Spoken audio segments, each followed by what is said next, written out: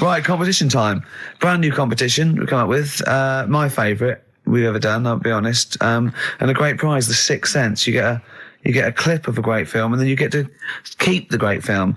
Now, I'll just explain this competition. I think Karl is a little bit of a frustrated actor. And so, by the power of technology, Karl takes the role in a film. And there's a question about it afterwards. This is a scene starring Karl Pilkington from The Sixth Sense.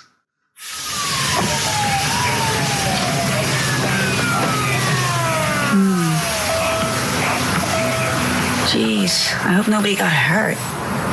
Be all right? You're very quiet. I'm just thinking about stuff. That's all.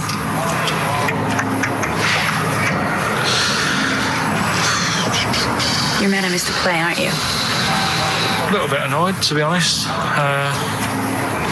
Went down a storm playing the drums in Little Donkey, but your loss. I'd give anything to have been there. Well, you wouldn't, because you didn't. But like I say, it's your loss, isn't it? Anyway, I'm just quiet because I'm thinking about stuff, like I said. Right? I'll make a big deal out of it. What is it? Well, I was just thinking, what would happen, right, if you put a chameleon on a mirror? How would it handle that? It's a bit weird, isn't it? Oh, you're scaring me. That's scaring you. This'll scare you, right? The other day, saw two old men sat there having a Twix. You never see that, do you? Old fella having a Twix. You see ghosts, Cole? No, just the old fellas having a Twix, but... They talk to you? No. They tell you to do things? No, because they were too busy eating, but... It's not got to do... What are you looking like that for? Do you think I'm some sort of freak or something? Is that... I would never think that about you. Well... Ever. No. Got it? All right. Well, it's a very chilling scene, that. That is great. Oh, that is fantastic. It's a very spooky scene from the film The Sixth Sense. Rick, I think you've got a question. Well, yeah, I mean, Karl played it wonderfully there, the role of the child that sees weird stuff. But who played the original role? What was the name of the child actor who played the original role? It's email only, ricky.gervais@xfm.co.uk. You can win a copy of The Sixth Sense. It's time for the newest quiz in town. This is where Karl inserts himself into a seminal film. Last week, he was the little kid in Sixth Sense. You remember, to great acclaim. The critics loved it. They said a triumph. This week, he's fiddled with The Graduate. This is the scene where, of course, he goes upstairs to the hotel room, and it's on the cards. She's a dead cert, Mrs. Robinson. Well, Here we go then. So, are you ready for it? I've brought some condoms from home that Suzanne got for Christmas. Benjamin, What? will you bring me a hanger? A what? A hanger.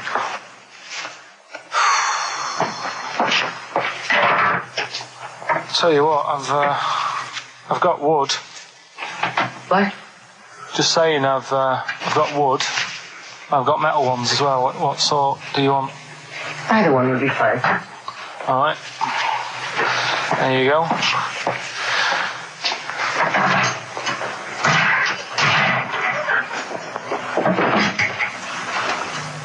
Are you afraid of me? No. No, I've seen weirder things than you. Have I ever told you about the two lads I went to school with who had big heads? Webbed fingers as well. Not related, and weren't mates, but both had the same thing, which is a bit weird. Yeah, I'd never found out what was wrong with them. Can I ask you a personal question? as long as it's not about my head being round, because Ricky's always going on about that. He's saying I've got a round head. Well, you can admit that, can't you? No, it's. I'd say it's a normal sort of shape. It's just round. It is, isn't it? Yeah, but what do you mean? So is yours. Heads should be round. It's nothing to be ashamed of. I'm not ashamed. It's just a normal shape. Mm-hmm. And you can talk. Look at your saggy arse. Anyway, get your knickers off. Hello, darkness, my old friend. Oh, that was a joy. Oh dear. It was an absolute treat. Now, I should say that obviously the prize is a copy of The Graduate. Now, bear in mind that XFM is giving away these prizes. Yeah. Karl is so cheap that he wouldn't even buy it on DVD. He's bought it for $6.99 on VHS. It'll be panned and scanned. It won't be widescreen. There's none of the extra features that you get on the DVD. Oh, look at Karl's face. He's gutted. Karl, did you pocket the rest of the cash? No. I have to use my own money to buy these. Right? What, you're using your own money to give this stuff away? Yeah. So I had to go and buy that. XFM is so cheap, I understand. Right? I know. And it's not worth having it on DVD, is it? Why not? It's an old film, so... So the quality is do you know what I mean? They can't really tidy it up. Of course they can. They do it from a print. They don't do it from the video. They don't get the video and go, let's make it into a DVD. An old Betamax copy that someone had knocking about. Well, anyway, it's the same film, though, isn't it? Fine, okay, well, you're right. Yeah, but anyway, film, you can win $6.99's worth of The Graduate. The question, and it's email only, Steve, it's not Steve, it's ricky.gervais@xfm.co.uk. The question is, name the actor that Karl was taking the place of in the film, and of course the actress that he's performing opposite. ricky.gervais@xfm.co.uk. Lovely. Something else we're giving away. Go on. The Shining. It's just more throwing away, isn't it? Once again, is it on video? Once again, it's on VHS. Just because you buy it out of your own money, Karl, stop being so mean. And I want to watch it tonight, because it's one of those films that... So you're going to watch this video, and then you're going to send it to someone as a prize? Yeah, it's one of them films that... Sorry, what, you just said yes to that without blinking? Oh, yeah. You don't think, like, Les Dennis doesn't have a quick go in the car on Family Fortune before he gives it away? It costs $5.99. Bowen has a go at those his and her towel racks. It costs $5.99, Karl. Okay, this is Karl in the classic The Shining. And what's the question? Well, we might ask that afterwards. Okay, then. Fine. Still trying to write the book, then? Yeah? Yes. Good. Funny, someone told me the other day, weird thing about a typewriter, the top row of letters, the longest word you can write is typewriter. I'll just show you. That's weird, isn't it? It's just the typewriter being...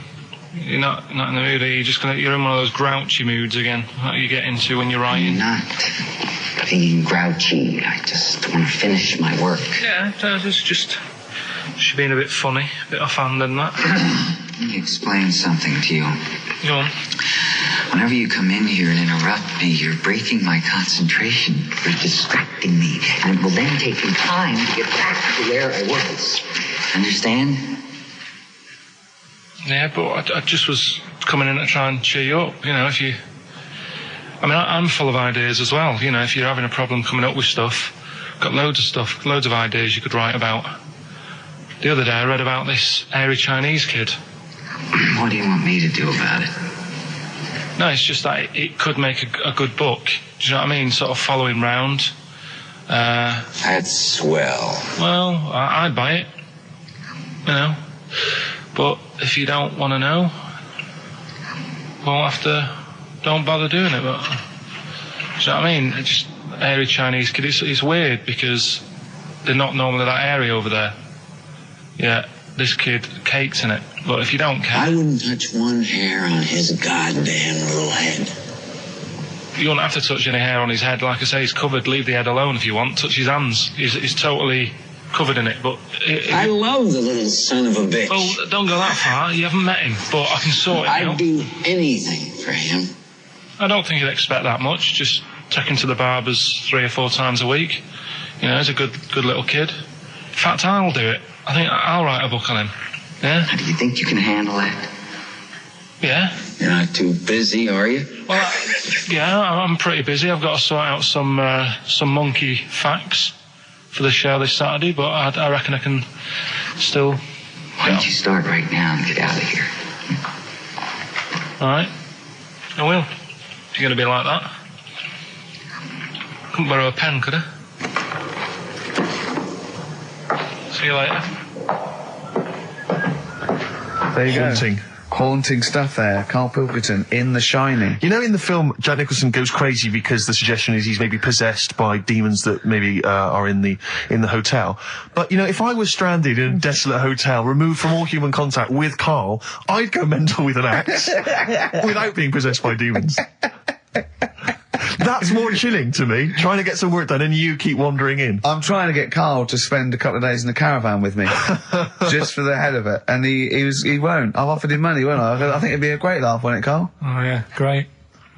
That would be terrifying. No, I want to film it. I just want to film it. Like a little video diary. There's Karl there, he's just waking up. Well, If I was stranded in that would be like being... I may as well be with Freddy Krueger and Jason Voorhees.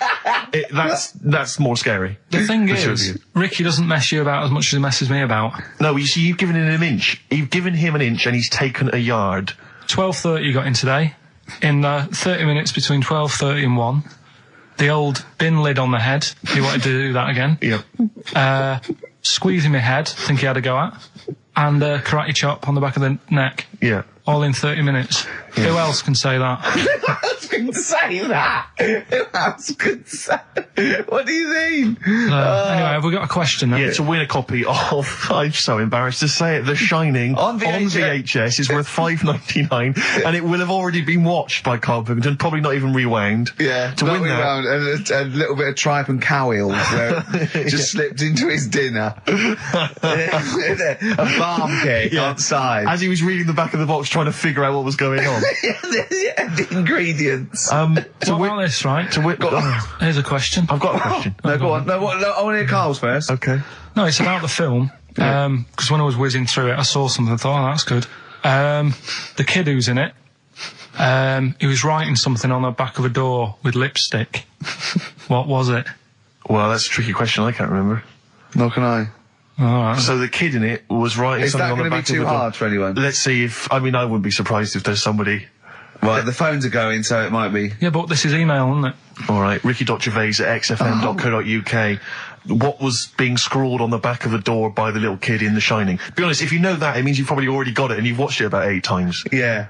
Fair enough, though. All right. Right, we've got to give away another prize. Yes, you lucky people. For those of you that haven't seen it and do not have the requisite £4.99 to buy it yourselves, you can win on VHS cassette, panned and scanned.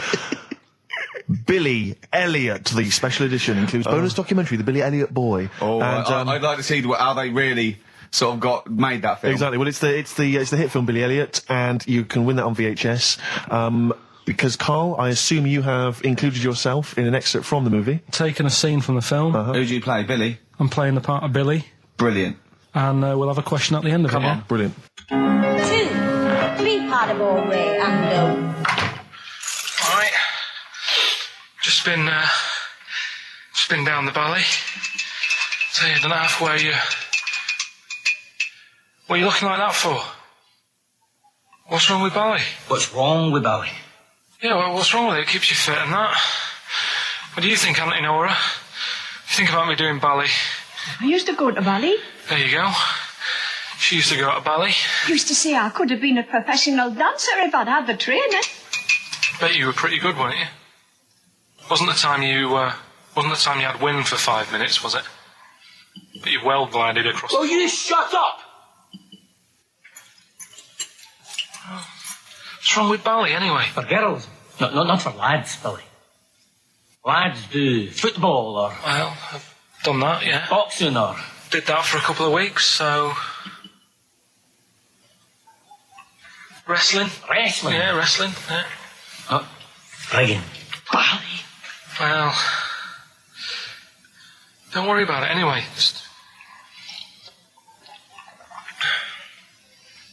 Just Is it alright if my mate Wayne stays over tonight? He just wants to sleep over. He's just coming over to... Wayne, sleep?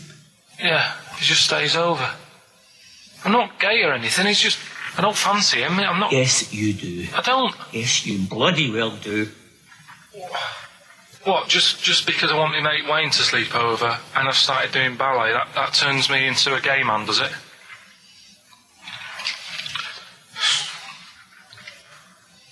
You haven't seen my Village People album lying around? You're asking for a hiding. Just joking, just having a laugh. Didn't mean... I've had enough in here, I'm going out. No, from now on, you stay here, you look after your nana. Got it? Yeah. Yeah. Right.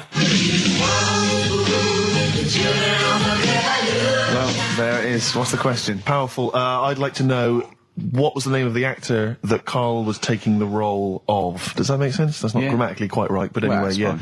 Who was the young lad that Karl was taking the place of there? Name of the actor, not the character. And just email in ricky.gervais@xfm.co.uk. You can win yourself. You've got to be fast. You can win yourself a VHS edition of Billy Elliot worth £4.99 price. I'm going to leave the sticker on, which has actually got the price on. Brilliant. I'll leave that on so you know just what you've got in you. Okay, Anyway, Carl, so here we go. It's an exciting feature that I think will be picked up by Channel 5. It's going to be Karl Pilkington, Do We Need Him? Where Karl goes around checking out animals with top experts, asking whether we need them in the world. Yeah. So, this is the first one. We won't do it next week, but I'm already sorting out the contact. We will be looking at octopus, because they're a bit weird. Okay. So that's what you got to look forward to in 3. Again, if you have an animal that you feel is unnecessary in the world, then email us, and I'm sure Karl will investigate for you. Well, the other thing as well, whilst we're onto that, I want to sort of have a bit of research with me. So when I speak to the bloke or the woman about the octopus, right? I want you want to be armed with the facts. Well, sort of response from listeners, so I can say, well, 70% of XFM listeners said we should get rid of them. Sure. Do you know what I mean? Like Jon Snow does on Channel 4 when he does all politics stuff. Yeah. So if you agree with me, just send an email saying yes. So yes, we should get rid of them. Yes, yeah. Or, yes, get rid of them. Because the house believes always we should get rid of these animals. You're picking animals you want to get rid of. So yes is get rid of them. No is don't get rid of them. Well, and not no, it's Noah, because they go on the ark. The ones we keep go on the ark. That element I'd completely forgotten about, and I think that's a wise move, because I don't think that's working. I don't think you've thought through the whole Noah. So that's just complicating the show, I think. So yes, we get rid of them. Noah, they're saved on the ark. Yeah. Right, okay, so lovely. Here we go then, jellyfish. So today we're looking at jellyfish in Pilkington.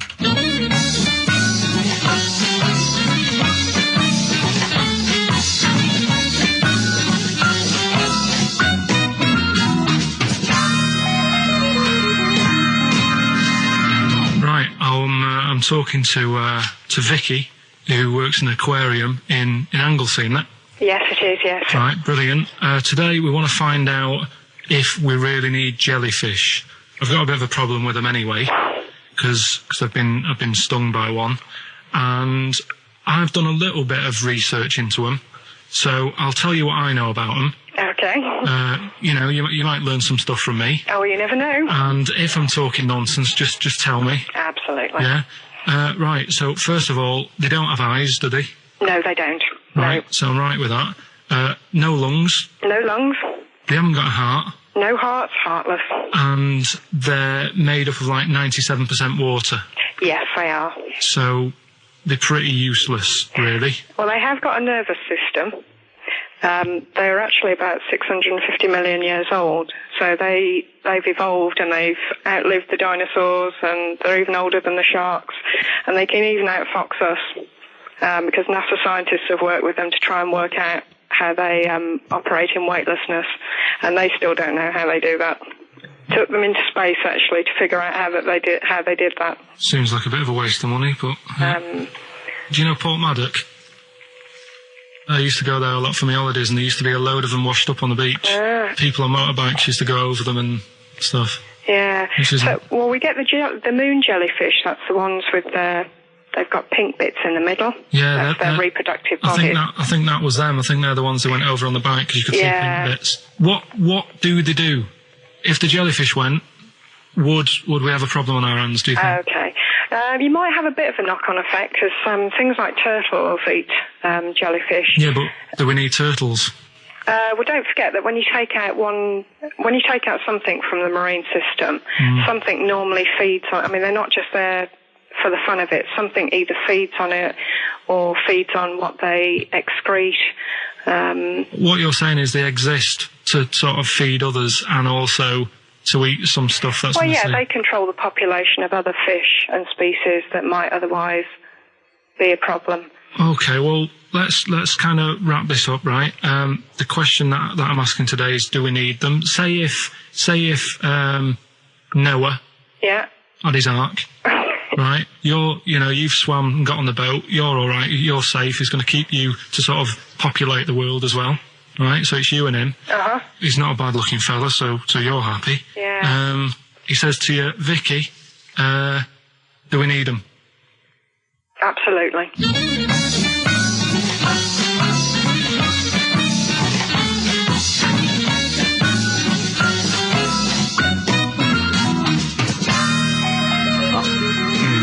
I don't even know why she even gave you that interview. When you start off with, trying to find out if I need you, but what did you tell her to get her to talk to you? Just said I'm doing some research on stuff. Did she think you were a schoolboy or something? No, she just said, oh, all right. She said, how long will it go on? I said, not long, just like 5 minutes, have a quick chat. And she loved it, didn't she? She sounded happy to take part in that. So the fact I love the fact that you've got an expert and you suggest that she's going to be having sex with Noah. He's a good fella, so you're happy. She goes, yeah. I mean, I don't know why you stopped there. Didn't go into positions or something. I can't believe.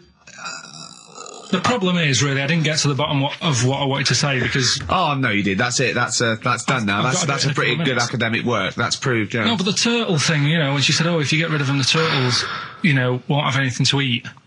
But when she said that, I mean, I couldn't say it because it would have took her off and confused her. But... Well, she's a scientist. She's easily confused. Well, say, when Suzanne is working, right, I'm not a very good cook, so I always get, an Indian in. What? To do the cooking for you? So, right, I'll have an Indian. Right, now say if, for some reason, it closed, I'd get a Chinese. So why don't the turtle there's loads of stuff in the sea. But I didn't want to get too heavy on her, but... it's pretty deep.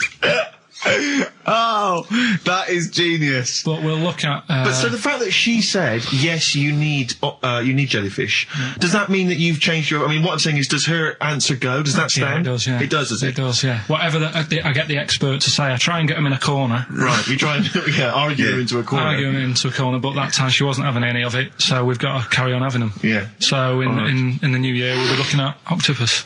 Okay. Yeah? Yeah, great. Let's play some feeder. Yes, We've also got a new feature, Cheeky Freak of the Week. That's a new feature, yeah, that's a new feature. Cheeky Freak of the Week. Let's do Cheeky Freak of the Week. What is the cheekiest freak of the week? I'm just going to apologise now. I've just had freaks, sorry to freaks. Okay, right, go ahead. Well, I say it's a new feature, but we've sort of touched on it in the past with... We always talk about freaks. Hairy Chinese Kid. Yeah. We've had the Pillow Man. Yeah. Oh, you called a draft excluder. Just make a note of that, would you, Rick, on the list? People without arms and legs. But at least, you see, the Pillow Man, what do you picture? Because I was saying to Ricky in the week, right, I'm a great fan of the Elephant Man.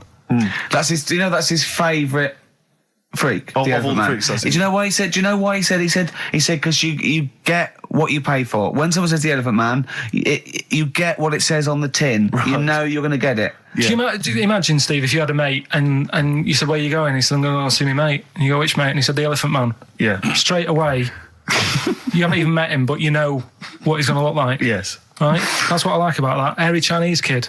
Yeah, you know what you're going to get. Pillow Man. Yeah, not so good. What does that mean? It could be one of those big fat things on that show, couldn't it? A big pillow, like a... Yeah. They had that big thing about the fat people in feeders. They were getting up to 60 stone and that big one. And there's a thing called fat admirers that just fancy fat women, right? And you writing that down? Yeah, sorry. And they had blow up versions. It looked like a bouncy castle. Wow. Yeah. Really? Yeah. You'd be knackered when you blew that up. Yeah, you just wouldn't want to go forget it. Yeah. Oh, God. That's people being cruel as well, isn't it? Because after watching the programme on Channel 4 about the fat people and fellas who like them and stuff, there was a story on one of the news websites about some fella in Germany, right? He was a big fella, must have been about 50 stone, and he fell over, right? And I think he hurt his ankle or something. And they sent firemen instead of like an ambulance. Yeah. So straight away they're having a bit of a laugh. They're not. No, they've got winching gear. Well, they didn't know. They didn't have winching gear. They had to use the hose pipes to carry him out. I think it was Anna Nova, that news website. They had to use the hose pipes. So they made like a bed using the hose pipes. Oh, yeah. And had to carry him out on that. And then they had to sort of get him into a special truck, they said. Mm-hmm. And do the same when they got to the hospital. I mean, that's a bit... That's mad, isn't it? They shouldn't do that. Although, Carl, I'm loving that story. I'm just worried that we're not going to be able to fit in Cheeky Freak of the Week. What's the which Cheeky is one Freak you of the nominated? Week? All right, Cheeky Freak of the Week. Something I found on the net. Yeah. A fella who had 27 toes and fingers. In a jar? No, still on him. And proper ones as well, not like little stumps and that. Proper, fully formed fingers. He had like... Was he a pianist? Close-up magician? I don't know what he did. He just said that he was... Cat's cradle professional? Did he ever work on finger bobs? He was saying in the week. For the crowd scenes. I'm now going to do Braveheart. Yeah. He said about the Elephant Man. He said, I want to do a thing right with freaks where it's good and bad. He went, what did you said? The pro about him is... What about the fella with loads of fingers, or...? No, the Elephant Man. Well, he said the bad thing is he stretches his jumpers. When he puts them on. Yeah. And what's the good thing? Sort of, he never gets up and goes, oh, my hair's a bit of a mess today. No. He's always having another bad face day. I don't to complain about this head and shoulders. You're taking the piss. Yeah. Oh, dear. So that's freaky. Didn't you see an elephant woman in Manchester? Yeah, leave that. What do you mean, leave it? No, because it is sad. I know it's sad, but I mean, I don't know what my next sentence is. No, people always that think, should be the end. I don't need to say anymore. People will know what she looks like. It's a good name for her. Did she like buns? Oh dear! It was when my dad was a taxi driver, and he used to sit in the front. Yeah. And she used to get a lot of taxis. Yeah. And he only charged you half price, didn't he? He was a good guy. Well, the bad thing is as well with people like that, you don't want to offend them because they never forget.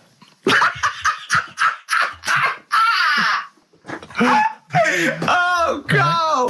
Go, Pilkington! I was sat in the front of the cab, and my dad goes, right, we're going to go and pick the I can't even tell you the name. These guys, just evil. Right? What do you mean? No, leave it. So she's got... No, Carl, please. tell me what he said. No. You've already stitched him up. He's Stephen things from Little Welsh I don't Fellas. care. Right, what did he call her? Steve, back No! this. I really Carl, don't want to be fair, our opinion of him is already pretty low. Look, tell me what he said. No, it's not. I'm scared of what my dad gets. It's the person who's got the She's thing not wrong. listening, is she? Well, her headphones wouldn't fit on her head. Tell me what he called her. I don't want to. Tell me what he called her, Carl. I'm getting angry, man. Tell me what he called her. No, I'll leave that. Honestly, Tell me what he... It doesn't matter. Tell me what he called her. Carl, just... I'm going to go... Seriously, I want to know what he called her. Right, you're not going to stop this show. We're not doing the next show until you tell me what he called her. What did your father call the elephant head woman? Tell me. Spudhead. How old were you? I don't know, about 9. So did you expect to see a potato with a dress? He did sort of, again, it's a good name. Do you know what I mean? I had an idea of what it was going to be about, and he said, do you want to stay in the car, take you home, because you can't... Spudheads, you got lovely eyes. Can't. Come on, man. That's it, by the way. Is that all of it? Cheers.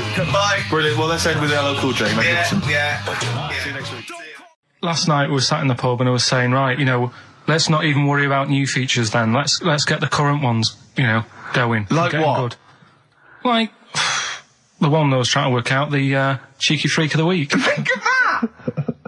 Yeah, but Think of that, though, as a normal conversation. Yeah, I'd looked online, right? I didn't find that much. I found, actually, I'll tell you what I found later. Brilliant. We're looking for them, right? And then at one point, I think you said to me, go and, what about the Guinness Book of Records? Yeah, they'll have, like, the best freak in the world or whatever. Yeah, ever. So I said, yeah, bring one in. Now, you've got one at home. Yeah, I got a couple. But you couldn't be bothered carrying that in today, so I had to go out of the pub that I was at. Yeah. Nip into Borders. Yeah. Buy a Guinness Book of Records. Yeah. Out of my own money, $18.99. Yeah. Bring it back, and then you said, I don't know if I want to do this feature. So it cost me 20 quid for that. I had to buy a video for Silence of the Lambs film clip. I'm actually out of pocket at the end of this. Just looking through the Guinness Book. That's still the funniest thing, isn't it? Squeaking at someone when they got a cup of tea. Right. There are a lot of what strike me as seemingly pointless feats. The Guinness Book of Records is right. The Guinness Book of Records is great. I used to love it as a kid. I've had about 10 copies in my life. The last one I bought a couple of years ago, present. It was really good. I love it. I love the real records: tallest, fattest, thinnest, best, fastest, most expensive, biggest, and all that. But the ones that really annoy me are the ones that. The reason these people are in there for it are the only people that tried. What? Yeah. Balancing the milk bottle on your head. Most watches eaten. I just found that one. Kim Sung-do from South Korea ate 5 watches, the entire watch with the exception of the wristband, in a time of 1 hour 34 minutes. What do you make of that, Carl? Made him regular. Come on. How did they time him? Most live rattlesnakes held in the mouth. 8 live rattlesnakes held by, it just says an idiot. Yeah, this gives you an idea, Carl. Talking of idiots. Do you want to get into Guinness Book of Records? No, Carl, come on, that'd be brilliant. There's things in there that are just absolutely anyone could do. Like that one in Big Brother, I was watching it, and it was balancing sugar lumps. I want to go. How many people try that? If there's schools around Britain going, listen, we've got to get in the sugar lump award. It's grassroots level. There's not enough kids balancing sugar lumps. How can we compete in the world market? I was looking at it last night, and there was one about the farthest that a dog swam. I think it was something like 9 miles, but it had no choice, did it? Do you know what I mean? He took it out to the Atlantic or something, and so it didn't want to do it. Threw it in the water. Yeah. So it's not all right to put it in a bin bag and chuck it in a canal. No. But, it's for a world record. Yeah. 9 miles it did. Oh, God. Possible ones that you could do, Carl. What's the most Forrest Gumps fitted in one wheelie bin? What about this one for you, Carl? The record stands at the moment for most arrows caught by hand, but that's quite tricky. So what about most arrows caught by head? Yeah. And you would just fire arrows at your head? They wouldn't. It would just skim off him. Do you think so? Yeah, the roundness. It would never actually get any sort of, connection. Fastest human crab. Could you do that? I'll do that. Can you form the crab? Can you do that? What's that? It's just like bending over backwards and running. Do that. No. All right, what about what would you be good at? What about hamburger stuffing? Right, Carl. All right. In the mouth, you mean? Well, it says the record for stuffing the most regulation-sized hamburgers, including buns, in the mouth at one time is how many? How many hamburgers with buns in the mouth? This is just... You're not swallowing anything, you've just got stuffing in your mouth. You'd be so good at this because your shape of your head. You've got a shape... His head's just like Hamburglar. You'd be good at this, man. Yeah. Honestly, you'd be perfect. You look like Zippy. And the great thing is your head's empty, so you could get more in there. Do you know what I mean? This guy had a brain. Do that. What is it? Is it possible? Is it mental? How many do you think it was? There were 3 burgers in buns. What do you reckon, Carl? What? How quick he ate them? He didn't eat them. It's just how many he can stuff in his face. So literally hold them within his cheeks and his mouth, but don't swallow anything. So what? How many burgers? How many burgers did he manage to get into his face? So it's a fella. It's not. Yes. About 5. No. 3. Is the world record. 3 is the world record. How big are they though? It just says regulation size. Was it last week? There was a programme on about the child who was older than her mum. A child that was older than her mum? Yeah, right, he was looking forward to as much as Oliver, the humanzee. Yeah. And I didn't see it in the end. Did you miss it as well? I missed it. So and is what it is this little girl, and she's got an ageing thing. So he was telling me about this. So it's all from him. He went, and what it is, right? She's about 5, right? But she's aged, so she's actually 90. Right. And I went, oh God, really? He went, yeah. And then he went, could she get served in an off licence? I went, no. He went, well, that's not fair. I went, what do you mean? He went, well, I said, she's 5 years old. She's a 5-year-old girl. He went, yeah, but she's got the body of a 90-year-old. So, oh, God, let her have a fag. Wouldn't you let her have one if she... If she asked? Yeah. If you worked on an off licence and she wandered in, right, and... So she's 2'6". Well, I don't know because I haven't seen it. I don't know that much about it. Yeah, she's a 5-year-old. She's 2'6". It's just an ageing process, which is a degeneration of the cells, like what ageing is. It doesn't mean she grew into a 90-year-old woman with a scarf No, exactly. going around the streets. What did you imagine it looked like? I don't know. I mean, she's ageing fast, yeah? Yes, but it's more to do. It's not. Yes, yeah. Because it was saying that her mum and dad are pretty stressed out about it, and I kind of thought, well, you'd be forever buying birthday presents. It's not like she's morphing through various ages. Like, my God, look, she's 58 today. 59, we can't keep up. Well, how's it It's work? not that. It's not like she's got- it has the same effect as aging on the body. So at a cellular level, there's a degeneration as quick as if she'd gone through. I don't know. I got this from you. I'm guessing, Carl. It's not like she's watching Top of the Pops one week and she's loving it, then the next week she's going, I can't understand what they're saying. It's not like music it's all in one bland day. dance. I remember. I remember when I was 4.5. They were real bands. Now, that S Club 7 were excellent. Yeah. But what's this tripe? S Club. But if she wants a fag... She's 5 years old, Carl. But she's got to experience everything in a short spell of time. Do you know what I mean? You've got time to sort of... I think you're thinking of her life like that Fatboy Slim video, where it starts off as something crawling out of the sea and then it evolves really quickly over 3 minutes. I think that's not the case, Carl. Her mind isn't... She isn't aging in her mind at the same time. No, she's not living a whole life in 3 weeks. It's just her body is degenerating quicker than it should. So if you worked in odd bins, you wouldn't serve her with a bottle of wine? No, I probably wouldn't. Well... Unless she had some ID, which That's would a probably bit cruel, be fake. isn't it? I said, well, on that and on top of all her other problems, he wouldn't even give her a glass of... Yeah, a bottle of wine. And her ID wouldn't look right because he's aging all the time. The photo would never match. Yeah.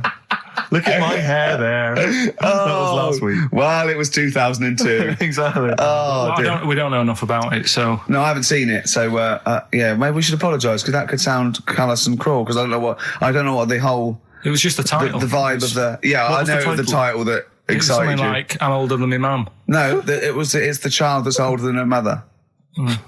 Well... Yeah. So that was weird. There was some good stuff on in the week. You missed that, I do? You didn't watch that? Didn't see that. Saw... Maybe someone have it on video for you. Yeah, if you taped it and you send it in. Watch it on fast forward, she'd really age then. Imagine that. Whoa! And something new we're trying out, because Rockbusters... He's dead, thankfully, yes. It's gone for a bit. It's over. Crosswords. Oh, this sounds intriguing. Where'd you get the idea from? What's the basic format of this? Right, what I've done is I've take like a popular saying from the show. A popular what? Popular saying, something that crops up quite a lot in the show. In our show? Yeah. Yeah. First thing that sprang to mind was there's this hairy Chinese kid. Oh, okay. Classic. But more commonly it would be something like, Carl, you're an idiot. Yeah, Carl, you idiot. You're a fool. Carl, you're a fool. Oh, what did you mean you let us down again? Yeah, Carl, where have you been? Yeah, you've got a headache, have you, Carl? Yeah. You better lie down. Typical phrases like that, Yeah, sure. typical phrases like that, yeah. Carl, you're a loser. Yeah. Oh, yeah. Right. And what I've done, I've got a load of different songs and took words from the different songs and then joined them together to make There's This Hairy Chinese Kid. And then people have to email in and say what the 5 songs were. It sounds like the most complicated game ever. I'm looking forward to it. Have you heard any of this, Rick? Because I've not heard this at all. I'm not familiar with this. Well, all it is, it'd go like, Hairy Chinese Kid, and it's from sort of 4 different songs, and you've got to identify the songs. Right. Wow. How many songs in this, Carl? 5. There's This Hairy Chinese Kid. Okay. Right. So... And what are the prizes for that? Are these the prizes? Yeah. All right, well, let me tell you what they are. They're not too bad, actually. We've got Live Forever, which I assume is a CD that ties in with this new film. Think of that! A well-known phrase from the show, and it's Hairy Chinese Kid. Yeah. Where would you There hear is no that other radio show in the life? world. This is... Go on. If you've just tuned in, I mean, what are you thinking? Think if you've just tuned in, you're going, well-known phrase from Shaw, Hairy Chinese Kid. Oh, yeah, classic. They'll be playing that in charades this Christmas. So yeah, this is a CD that ties in with this new film Live Forever, which is all about Britpop, and so there's stuff on there from Oasis, Blur, Pulp, etc. We've also got another Red Dwarf DVD, Marion and Jeff, the first series of that, excellent. That's on VHS, sadly, but never mind. And also the very best of Led Zeppelin, a 2 CD set there with all the classics on. So that's not bad prizes, actually. You've done yourself proud. We've upped it. We're getting serious now. We're playing in the, the bigger league. We've upped the stakes. And we want Heat Magazine not to, lose touch with us just because Rockbusters is gone. Yeah. I think they're still behind us. So we've got film. You appear in a film. We've got crosswords. How is that to do with the crossword? Because I've got words and sort of cross them. Okay. Right, you don't really cross them. But, good. So words. We're playing a game called Words. Word Song. Hello and welcome to Word Song. And obviously I imagine there'll be some more great music. The Thrills, One Horse Town on XFM 104.9, Ricky Gervais, Steve Merchant and Karl Pilkington. Now, Karl Pilkington is getting ready. It's the start of a new strand in the show, a new quiz, a new competition to replace Rockbusters. Now, that's quite a tall order, but what have you done? Right, like I said, if you've only just tuned in, what it is, I've took, and I'll be taking, a well-known saying every week from the show, something that crops up a lot. First one that sprang to mind was... There's a little gay fella standing next to me in the urinal? That's next week. Okay. This week, there's this airy Chinese kid, right? Yeah. That's crops up quite a lot. Sweeping the nation. Right. So what I've done, I've got 5 songs. Yeah. And I've edited them together to make that saying. You've got words... from songs where any part of that sentence occurs to recreate it. Yeah. Now, what do they need to do? Do they need to say what the song is? Just the 5 songs? I mean, I was going to say song and artist, but if you want, just a song. So there's 5 things there, and if someone doesn't get all 5, it's still worth emailing in because we might give it to the one who's got the most, and then... Yeah. Can I suggest we go for artist rather than song? Only because sometimes it's quite tricky to get a song title. Sometimes it's very odd, or it's not quite what you think it is. So maybe artist is an easier one. Are you happy with that, Carl? It's your competition. I mean, Steve always does this whenever I come up with an idea. Oh yeah. I'm just trying to make sure it's just the best it can be, Carl. Yeah, no, he came up with a few game shows, and Steve was going, "No, it's no good." And Carl said to me, "He said it's the one of The Office ever got on telly." Yeah, but. Well, we shall see how Cheapest Chimps plays out, but frankly, the fact that you said to me, Steve, I've come up with the best game show ever, it's called Cheapest Chimps, what's the idea? I don't know, I just like the name. It's something to do with chimps. I thought, well, I'm not sure that's the best game show ever. And what was the other one you came up with that you told me about? I think a few people will be disagreeing with him, Carl. I think people will say that Cheapest Chimps could be the best game show ever. When I was at school, people like you, I really didn't like. You're a stirrer, Gervais. He flits, doesn't he, from one side to the next, Carl. The one thing, we may argue, mate, but at least we're consistent. Ricky Gervais flipping from one side to the other. One day he's on Carl's side. When was the last time Steve wrestled you to the ground and got you in a leg clamp? No, you're right. Never. What, is that supposed to be a good thing? Well, did you see us? Yeah, I saw you struggling in Carl's office earlier. He was punching my legs to release me. We were on the floor. And I was squeezing him with my mighty legs, wasn't I, Carl? What? It was like, I imagine that's what a crab feels like when an octopus has got it. We were playing that, weren't we? So anyway... So, I'll play you this clip now. It's 10 seconds long. We'll play it a couple of times because you'll need to take it in. Mm-hmm. So here it is then. What are we saying? We're saying artists? Let's go with artists. Artists. So email in ricky.gervais@xfm.co.uk. Name the 5 artists it has taken to make up the saying, "There's this airy Chinese kid." Give that email address again. ricky.gervais@xfm.co.uk. There's this airy Chinese kid. Here we go.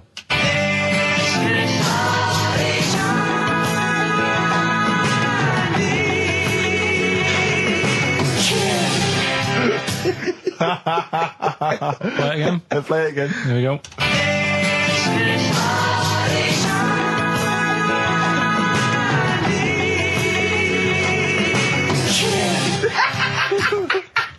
I think you better play it once more. I've got them. Have you got them all? Yeah. That's nice work. Here we go.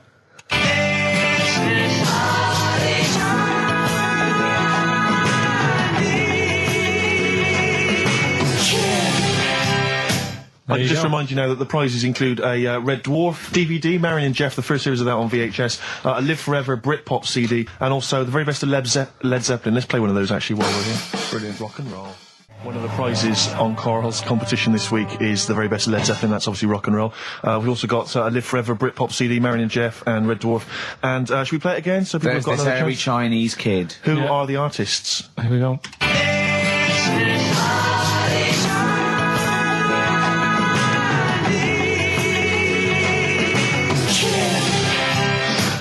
It's tricky. It's not very easy. Once more. One more.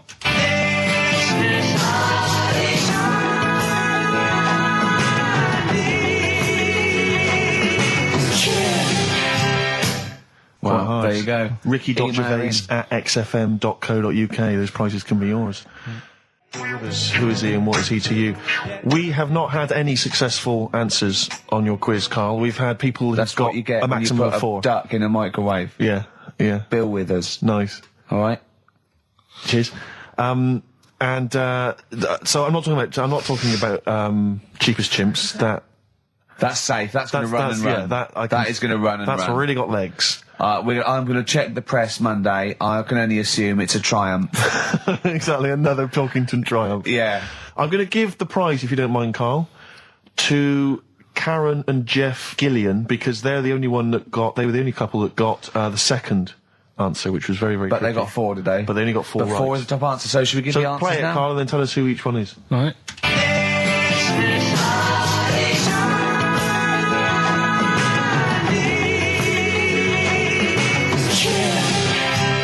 So there you go. I didn't know the second one. There's Play this again. hairy Chinese kid. So the first one, the Lars. There she goes. Right. That's George Harrison. No. That's Philip Bailey. And that's Deacon Blue. Right. So it was the Lars. Yeah. What's the second one? Strokes. That was very tricky. That is hard. George Harrison for yeah. Airy. That's all I could get. It was Ari. Ari Krishna, yeah. But Chinese. Phil Bailey. Chinese War is. Yeah. And Deacon Blue. Real Gone Kid. Real Gone Kid, yeah. There's this airy Chinese kid. Very, very hard. I love the fact that the normal bit of that, like, the normal bit is like the well-known phrase, there's this hairy Chinese kid. Yeah, exactly. Like, nothing happened there. That's normal. There's this hairy Chinese kid. As a phrase that often... In fact, you're right. We must have said that phrase 20 times today. When was the last time that was said 20 times? Never. I don't think it's ever been said anywhere. There's this hairy Chinese kid. I mean... Even in China. I don't think it's... Well, it's very rare. Definitely not said in China. The prizes they've won. The prizes they won: Red Dwarf DVD, Live Forever, the best of Britpop, Marion and Jeff on VHS, and the best of Led Zeppelin. Well done to Karen and Jeff Gillian. I've also seen no proof of this hairy Chinese kid. None whatsoever. Do you know, I think, people don't want to hear about this today from us. They want to hear, the new features, the songs of phrase. What song's a phrase? It's the feature we started last week, where we take clips of songs, we make up a phrase from the show. I mean, a famous phrase, last week's world famous phrase was, there's this hairy Chinese kid, you'll remember. Yes. Well, it was called Crosswords last week, but Phil emailed in a good suggestion and said call it Songs of Phrase. Brilliant. Songs of Phrase. Songs of Phrase, but perfect. So are we still going with Cheapest Chimps? We're persevering with that, aren't we? Got some Cheapest Chimps lined up. We'll be doing that before 3 o'clock. Yeah. Great. Again, who else can say that? So good. So for the next 2 hours, everyone should just bury their head in the sand, ignore the world's problems, and enjoy features such as Cheapest Chimps and Songs of Phrase. And a bit of Shearing Breaks. Oh, class. Trying to stop suddenly in Italy. TB. Cheering Breaks. It's like a rockbuster, Karl. They were the good old days. I know, yeah. Painkiller on XFM 104.9. But look, Rockbusters is gone. Forget Rockbusters. Long live Songs of Phrase. Over to you, Karl. All right, well... Rockbusters was one of the things they were protesting about last time. that was why I just had to listen to them. They just kept stopping me in the street as I was trying to get to the tube. You've got to stop Rockbusters, it's run out of steam, they said, and I'm glad. Yeah. That's why they always do it on a Saturday. Yeah. They make their way to Leicester Square for 3 o'clock. Yeah. Right. Songs of Phrase. What it is... Songs of Phrase. We took a phrase from the show last week. It was, there's this hairy Chinese kid, right? Today, we're going back to the good old line of, you never see an old man eating a Twix. Sure. Right? How long is that? No, you'll never see an old man eating a Twix. You'll never see an old man eating a Twix? It's not as many as you think, no. It's not that many. Well, how is it not that many? Right, well, first of all, anyway, don't worry about that. I think there's about 5, I think. Hang on a minute. Oh, God. Why do we leave him alone to do this, I don't understand. Do you know what I mean? It's like, I'll tell you what, we were flying them. 6 different songs. 6 different songs? That's a lot to get, Carl. But what happened is, I couldn't find a song with Twix, so we've changed the chocolate. Oh, this is rubbish. We're not doing it. We're not doing it. No, you've got to be punished. We're not doing this. Do it next week. You'll like it. No, shut up, Carl. No, just no. We're He's not put a doing lot it. of effort in. So what? You're right. He's got to do it right. He's got to do it right. No. There's too many. We said too many. It's not. He's changed the thing. It's not a one-off. It's ridiculous. No, it's absolutely only, pointless. Rick, if only his parents had spoken like that to him sometimes in the past, Do you know maybe what I mean? we wouldn't be having this discussion You're not now. doing it. Come on. No. We're not doing it, Steve. What do you think? I'll tell you, we've got the prizes, but I'm not even going to bother giving. I'm not even going to bother. I think we'll just share them out amongst homeless. Absolutely. No. There's troubles in the world, and I'm not going to let you faff around doing nonsense like that. No, well, it's ridiculous. Well, let's do it for this let's week. play a beautiful song. What do you think? I'd love to hear a great song. Yeah, the times they are changing. We've said that.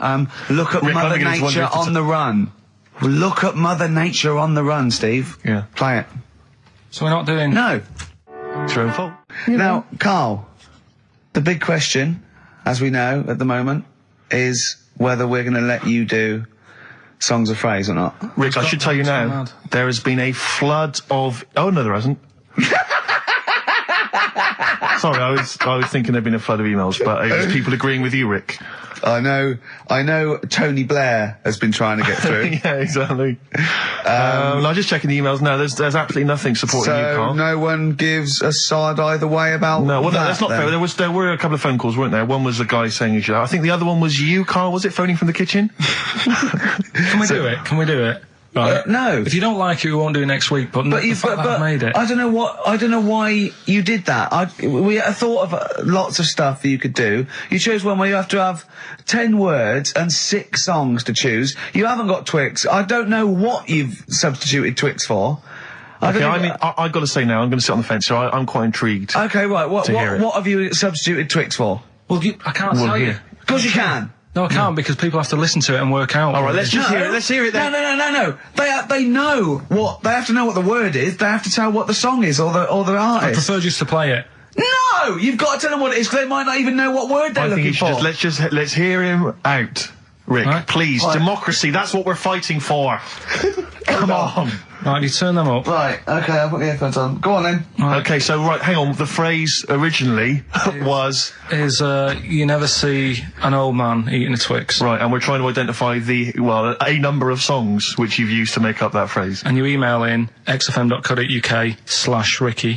with as many as you can get, and whoever gets the most right. It's so complicated. This is so complicated. Right, here we go. I'm baffled by the email address. I couldn't figure that out. What's the email address again? xfm.co.uk/Ricky. Right. Right. And there's some link on there, is there? Yeah, that you just press and it comes through. Brilliant. That. Right, here we go then, right? And you'll never see an old man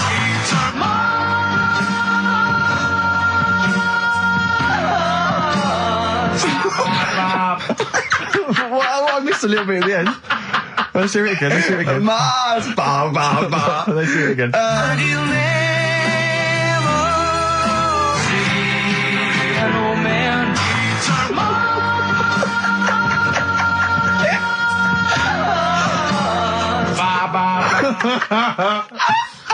Oh, no. Oh, God. Okay. Right, we'd say the prizes, Steve. Right, so how many songs were there? Do we know? I think it was 6. You think there was 6? And you'll never see an old man eat... it might be 5. 5 or 6? Yeah. Anyway, why not email in the answers and how many there were, and you might be in with a chance of winning on DVD the original series of Citizen Smith with Robert Lindsay. That was good. Paul Whitehouse's Happiness, the first series of that on DVD. We've also got a couple of CDs here. The Best of Britpop, Live Forever, Oasis, Blur, Radiohead, and all the rest of them on there. Right. Supergrass's current album as well. That's all I right. think it's a current album. Yeah, it is. And Okay. less convinced by this one.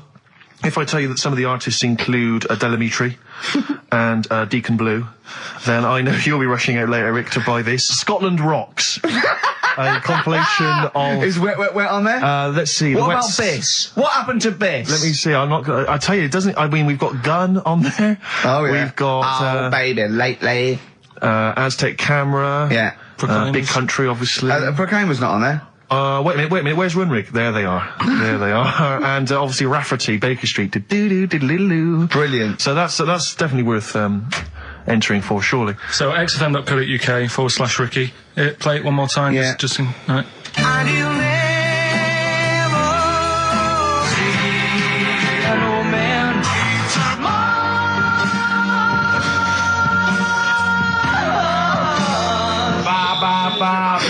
Class. Pure class. Well done. Okay. Yeah. All right, there we go.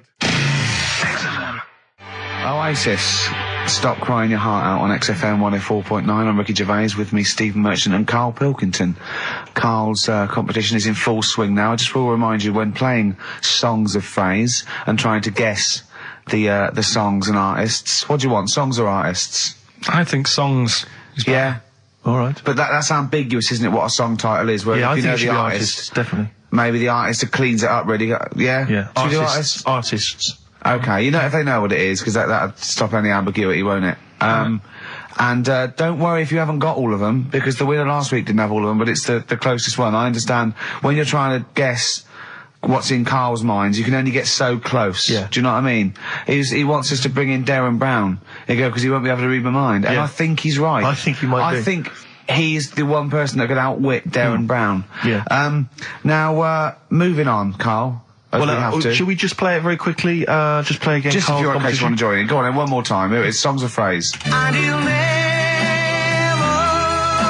see an old man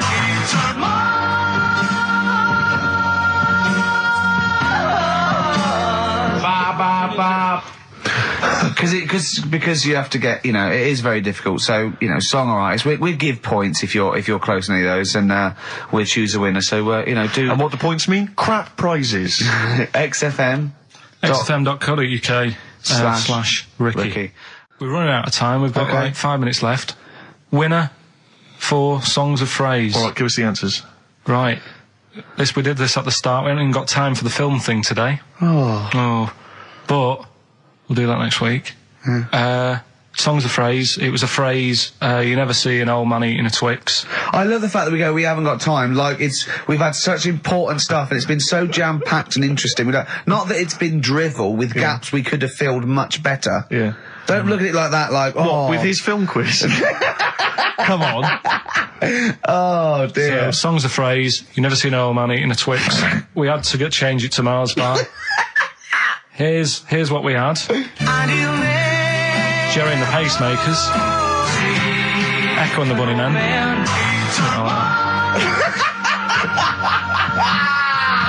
David Bowie.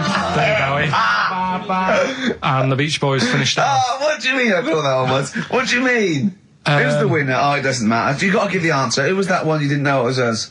It was Neil Young, wasn't it? Jim Crochet, is it? Old Man River, it's called. Jim Crochet. Something. Old Man River? Yeah. Jim Crochet sang Old Man River? I don't think so. What was it? Who cares? Right. Well, I can't believe this. Old Man River, it was. Let's give the prize to... Jim Crochet wouldn't have sung Old Man River. Well, let's give the... Paul Robeson. Let's give the prize to Mitchell Sterling, who has got some of the answers right. On XFM 104.9. We'll be playing that great quiz again next week. Next week. Ricky Gervais with it on XFM Sports. And if you want to send an email, it's rickygervais.co.uk, or check out the website on XFM's All the Comms. Good night, 3:30. Coming up is Harold Levine and Stoopy Nouns. I would like to apologise for my son's behaviour. He is a filthy little who's been a most of his life and treats me like a So, Doris Stokes, right, is dressed like a dominatrix, right, and she's dripping hot wax onto the naked torso of Arthur Millard. Yeah, of course he is. Right, and he in turn is being pleasured, right, by Dusty Springfield. Dusty Springfield's not dead. What? You twat. Dusty Springfield's not dead. Yes, she is. No, she isn't. She is. Of course she's not. She's dead. Of course she's not dead. Who am I thinking of? I don't know. Dusty Springfield's alive and well and playing with Arthur Muller. No, she's not dead. Oh God. Well, excellent. Oh. It was going so well, wasn't it? Oh. I like the bit up until then, though. Yeah. I like the idea of her and Mullard. Well, that's all true. In a farm.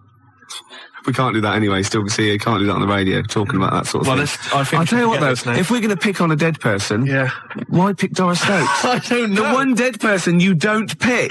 I know. God.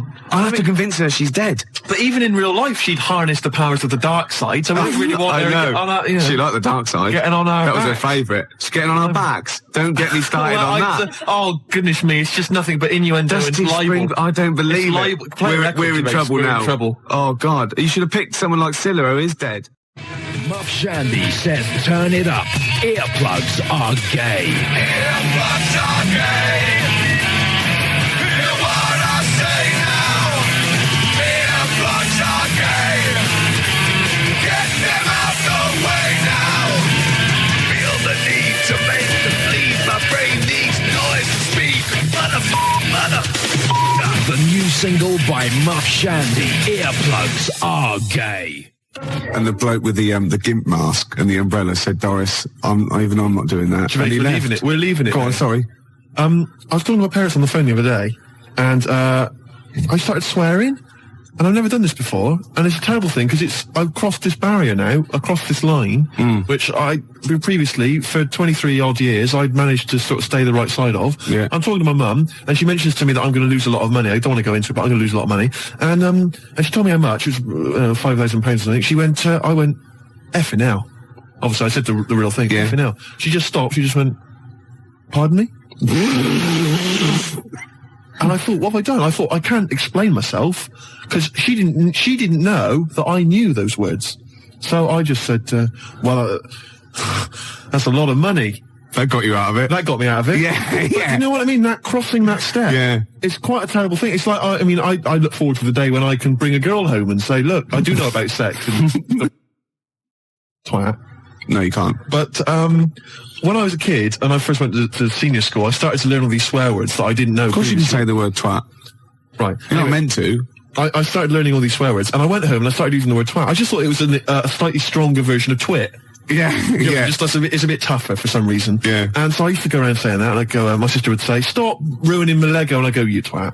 Yeah. And, make your bed, Steve. No, you twat. I'd say to my mum, right? And I didn't realise what it meant. Right. And my dad, right, he didn't really know much about swear words, so he started using it as well. He started going, oh, you twat, Steve. And, do you want to clean the bath? No, you twat. And we just started using it all the time, right? Yeah. So then at school, Mark Johnson told me what it meant. Yeah. Right? Obviously, I'm stunned. I'm thinking I can't go around calling my mum a twat. Yeah. So I didn't. I just stopped using it. Yeah. Like that. Just stopped using it.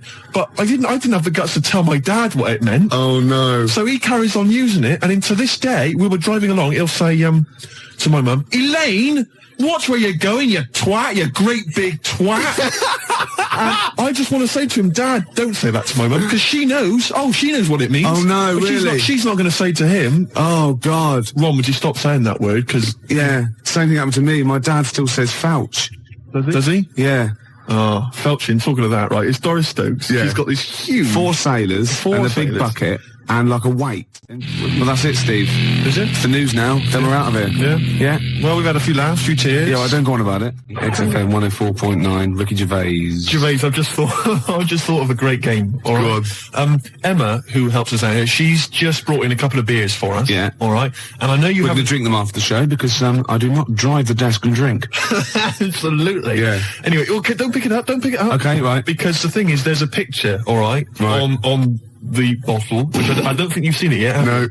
Right. And I guarantee, if I turn this bottle round, you're going to start. Yeah, this is good radio, isn't it? You're going to start laughing when you see this picture. Right. Now, before I turn it around, Yeah. right, hopefully you will laugh spontaneously. Yeah.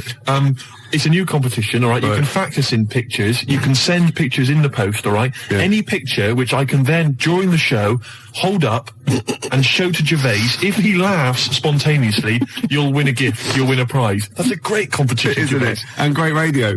And great radio. They'll be laughing at the picture at home, won't they? Exactly. They'll be going, no wonder he laughed. Look at that. Well, all right, there's simple things like that which don't work, but the point is... The point is, right? You'll still try. Okay. Let's test it. He's going to turn this little chubby pint of beer around, whatever it is. Just calm yourself. Okay. All right. Don't want you to... Hurry up, I want to drink it. You ready? Yeah.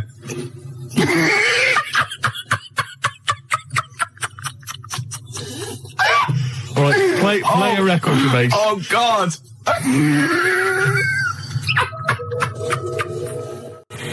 Blur and Tracy Jacks from 1965 there. Hey. Cheeky little monkeys. Well, I think we've established ourselves there now, Gervais. As radio gods. As radio gods. Yeah. We've come up with possibly the most enjoyable radio game in the history of all things. Basically, what we want you to do is send in pictures, drawings... Is it as good as this? Gervais, put it away. We want drawings, pictures, photographs. Okay, and what I'm going to do is I'm going to show them to Gervais midway through the show. You'll never know when. They might just suddenly pop up, and we'll see if Gervais laughs hysterically. And if he does, you win a prize. I guarantee it. Yeah. It could be that you'll win a couple of pulp tickets if we've got them to give away. Yeah. It might be that you win a crate of beer, anything. Yeah. Whatever we've got to hand, you'll win it if you can make Gervais laugh simply by me showing him a picture. The address is XFM, 97 Charlotte Street, London W1P 1LB, alright? And you can fax us, of course, 0171 580 1234. I must warn them that I really have been desensitised now because I sit opposite you. Well, exactly. I mean, do you know how hideous and, like, ridiculous they've got to be to make me laugh? The pictures have got to be pretty odd. Yeah. The address, XFM, 97 Charlotte Street, London, W1P 1LB. Apart from bad lyrics as well, I like it when pop stars and marketing managers of record companies try and get clever with their, titles for albums and stuff. Remember Wet, Wet, Wet? Popped in, sold out. Nice. Oh, lovely. Beautiful. And you know, Tony Banks out of Genesis, he did his solo project, and what he had, right, was the album there, and he had Banks across the top, right, and using the S to start the next word coming down was statement. Clever. Banks statement. Oh, I was watching Tony Banks, is he not the sports minister? Oh, I don't know, he was in Genesis when he was younger though, wasn't he? I don't know. I think so. I don't know how it works. Well, because Phil Collins is Minister of Shite. Right. When I'm alone, right, and Jane's out, I sort of channel surf. I never watch a programme. Right. I sit down to it and I think 2 minutes. You shocked me. Yeah. And I just sort of going through and I was going back and forth between the Waltons and, like, the Box. Right. Music Television, You Control. Yep. MTV. VH1. Ooh. And I got a glimpse of Toya Wilcox, which I stopped, obviously. Yeah. And she's on one of these religious programmes. I think it was on BBC Two. I don't know what it was, but it was with that bloke. Oh, God. I can't tell this anecdote. I can't stand it if I don't know the name. It's sort of like a Jeremy Paxman type thing. You know, he went to university, he was going to be a serious journalist.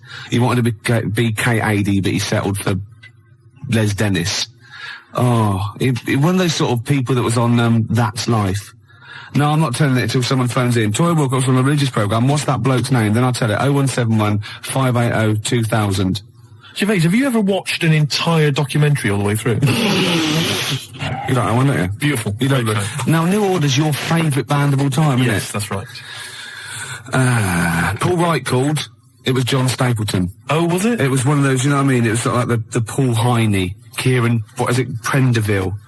And Chris Sale, all that sort of type of thing, you know what I mean? Right, so, and this was on BBC Two. And it's always one of those people, you're sitting with people and they go, oh, I went to university with him. I know. And they suddenly realise it's not a proud thing, you know. I know. Oh, and they just go quiet. It's never impressive, is it? It's never Prince. No, exactly. Or, I don't know, somebody really great and groovy. Yeah. It's never, I don't know, say Rick Astley. And then you start realising that you're around someone's house and they go, and he comes on, you just don't say anything. Yeah. And then someone goes, didn't you go? No. No, I thought I did. It was the other one. It was Chris Sale. Did you go to anybody, school with anybody? Michael Jackson. Did you? Yeah. Incredible. Yeah. Incredible. Yeah. Odd that. You went to school presumably in the States. Well, no. He was in Reading for a lot of his life. Right. Yeah. Was it some kind of exchange program? Yeah. We sent them, Charlie Chaplin, funnily enough. Did you? Yeah. Did you? Took a long time for them to get round it. You know what the Americans are like. You're making this up. Yeah. Anyway, Toya's talking to John Stapleton, And I suddenly realised it's a religious programme straight away, because it was back over in the church, right? And nothing gets past you, Gervais. No way. Could be archaeology is us. So wait a minute, whoa. Yeah, so people, Toyah's on some religious programme. It's not worth it. John Stapleton. Yeah. Okay. And I'm just flicked through and I went, hold on, it's Toyah. And he goes, it was very spiritual. She went, yes. And I realised she was talking about a wedding. She was going, it was very, very spiritual indeed. And he said, but no hymns. She went, no, we had silence instead. Silence instead. So now we will do silence number 3. It's 4.5 minutes long, so keep your gob shut, right? And I think, what is she talking about? He went, She went, people are scared of, that was because you Manc, right? She said, people are scared of silence. Yeah. And then she said, the thing is, during silence, there's a lot of unconscious thought. What? You thought that you don't know you're thinking? You said it was 3.5 minutes. I didn't think a thing during that. I better plug into my unconscious to find out what exactly I was standing up for 3 minutes. Going, who's the women in the hats? What are we doing here? What a load of pretentious twaddle that Well, I've never liked Toyah. I've never liked her. Oh, she's alright. That's all the more reason to hate her. No, I don't hate her. All those people I just mentioned, they don't come close to Lenny Henry. I saw another bit of him doing his stand-up in America. Oh, God, it's so nauseating. He's got another series, apparently. Does anyone like Lenny Henry? Oh, well, obviously. It's a massive star. Does anyone listening to this show really like Lenny Henry? Yeah. Or is there anyone that annoys me more than Lenny Henry? I should answer that one, shouldn't I? Yes. Do I win a prize? I think what you want to do there is you want to speak correctly. It's another simple thing, Gervais, which will help you out in your radio career. Oh no, I'm a swerve driver. That's 3 minutes 41. I've got to pick one. 7 minutes to the news. Gervais, whoa. Before you move on, can I just tell you, because we talked about celebrities and going to school with celebrities and things. Yeah. I have a very famous second cousin. Really? Yeah, I'm going to tell you who it is in a minute. Really? Yeah. And I've got the best joke in the world. Have you? I should have been trailing that. That'd have kept him on their tender hooks. Why are they sitting on tender hooks? So we've got... What are tender hooks? I think it's tenter hooks. I don't know what they are, but I don't think it's... What? Okay. 0171. Who annoys me more than Lenny Henry? No one. You've won that one. So don't bother phoning him. But who annoys you, the listener, more than Lenny Henry? Yeah. Oh, that's a good one. Clever. Because then it's thrown it to them. Yeah, it's their opinion. Oh! Simple thing. Excellent. I noticed again, you didn't bother to give the whole phone number. What did I say? You actually just said 0171.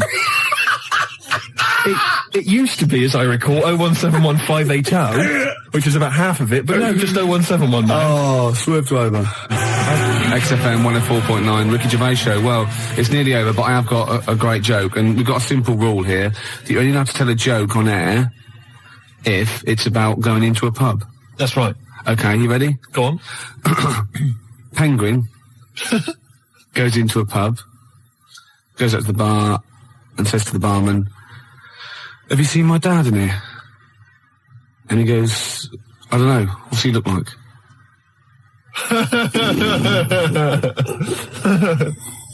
Yeah, no, it's not bad. It's alright. It's alright. I had a similar one about something going into a pub. I think it was a turd and a wig, but I can't remember what the punchline is. If anyone knows, 0171 580 2000. Something about a turd and a wig.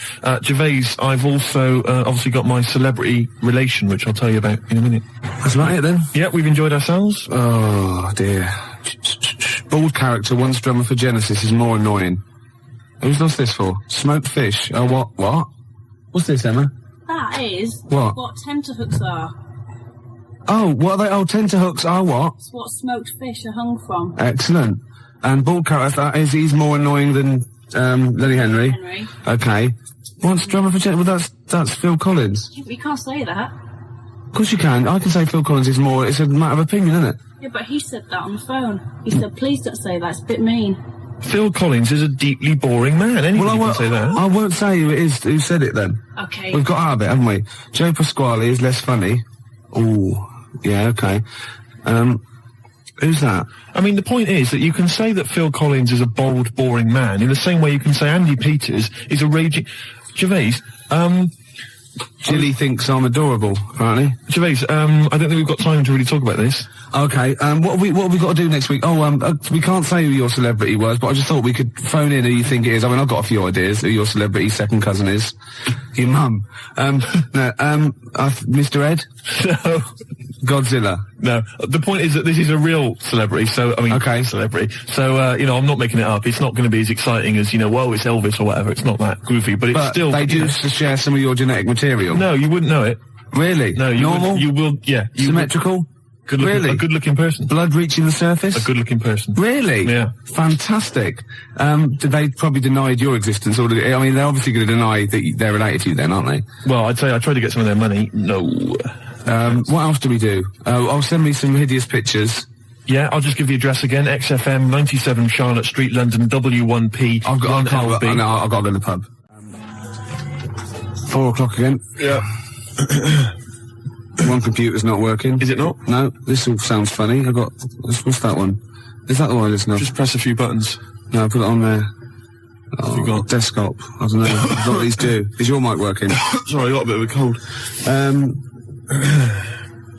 Oh, God, I had a big list of things to talk about as well. Did you? Yeah. Oh. No. Rocket from the Crypt. Oh, it's a good start. On a rope, which is appropriate because we've got a little Gravediggers track to play later, haven't we? Oh, yeah. Called Suicide. It's one of my favourite tracks, Gervais. It's by the Gravediggers, but it has got a bit of bad language. Well, that's okay because you've played it to me a couple of times and I reckon I've got it off pat. Really? I'm going to be bleeping it out live. You're going to do a live bleep out? I should say, we usually have a few beers and we get throughout the show and I get steadily drunk, which is unprofessional. This saved a bit of time, turned up pissed. You turned up drunk today? Yeah, so that's I'll tell you what. I'll be honest with you, Gervais. Normally, if someone gets drunk, their speech begins to slur. Yeah. They talk rubbish. Yeah. No difference. No, with you. That's the beauty of it. Yeah. That's the beauty of being me. Yeah, exactly. How drunk are you? I had a little bit of wine. Did you? Couple of glasses? It's a lovely... I might get a little bit melancholy. What about the little baby kangaroos have to crawl all at their mums? I help them. Got a fax here for you, Steve, actually. Oh, lovely. Good news. It's from Becky. She's listening to us in bed. She's been a bit lazy. She's been on holiday. And she wants me to dedicate a song to... dedicate it to Skanky Steve, because he is an alien. And she's done a little picture of him, Slimy Steve. Isn't that lovely? And she wants me to play Subterranean Homesick Sick Alien by Radiohead. And that's sweet. So people do think of you. Lovely. And I got one from Laura, as says to Steve, you still sound as stupid as ever. You asymmetrical, asexual, rabid, anemic, flea-ridden deformity. Oh, see, you have got people thinking of you. See? Yeah. I'd rather they didn't. Baby Bird, and if you'll be mine, then I'll be yours. And Baby Bird was actually in this week with Claire. Was lovely, lovely man. Oh, Baby Bird was it XFM? He's very nice. Is he? He's got a beak and funny little claws. Oh, Rick. I know, it made me laugh. Oh, my God, we're desperate. Used to be an We're desperate men, Rick, if you've got to resort to that kind of I called him Baby Bird, and he went, I've never been called that before. Which is bizarre.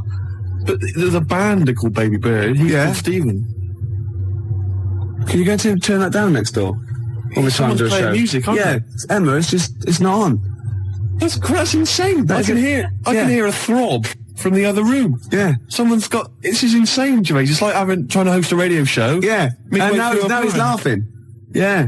Oh, well, anyway, it's all going to be. We're going to play a track that you've brought in. That's right. Go on, what is it? It's a fantastic tune by the Gravediggers, part of the Wu-Tang Clan rap collective.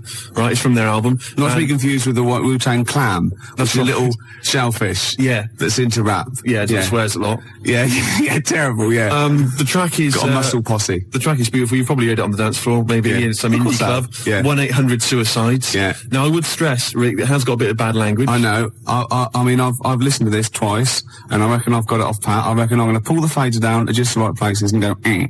Right, you're going to sort of bleep it out. And if it goes wrong, so what? That's real. People have a problem with swearing. I don't. Do you? No. I'm doing it because it's rules, and the great thing about we want to stay on air because we take our job seriously. We do. And I think we're sorry. Excuse my French. Bloody good DJs. Well, I think you're absolutely right, Rick. Yeah. Let me shake your hand. Yeah. All right. There we are. A good shaking of hand there. I love a bit of rap. That wasn't actually French. No. Is it? It's weird, that, isn't it? Pardon the French. People always say when they maybe say bollocks. Excuse my French, but le plume de ma tante. Hey, come on, language. We'll be learning a little bit of foreign language later. I've brought in Instant Yiddish by Fred Kogos. I've always wanted to learn Yiddish. Really? Yeah. Narishnek, foolishness. Some glick, some schlimmen, yeah, for better, for worse. So I'll teach you little usage phrases like that, out of the old Instant Yiddish book. But first, what was this? Gravediggers. It's Gravediggers. They're keeping it real, they're keeping it raw, so there is a bit of bad language. Yeah, well, mine's raw. You've been keeping it raw? Yeah, of course I have. Right, I'm gonna have a go at this then. Alright. Right. Don't get nervous. No, don't, shut up. Right, I've got to play this. Shut up then. Don't put me off. I've got to concentrate. Bleep it out live. I will, yeah, shut up. Alright, is it going? Oi. Okay, take it calm. Take it calm. All right. Well done, Rick. No, it's very good. No worries.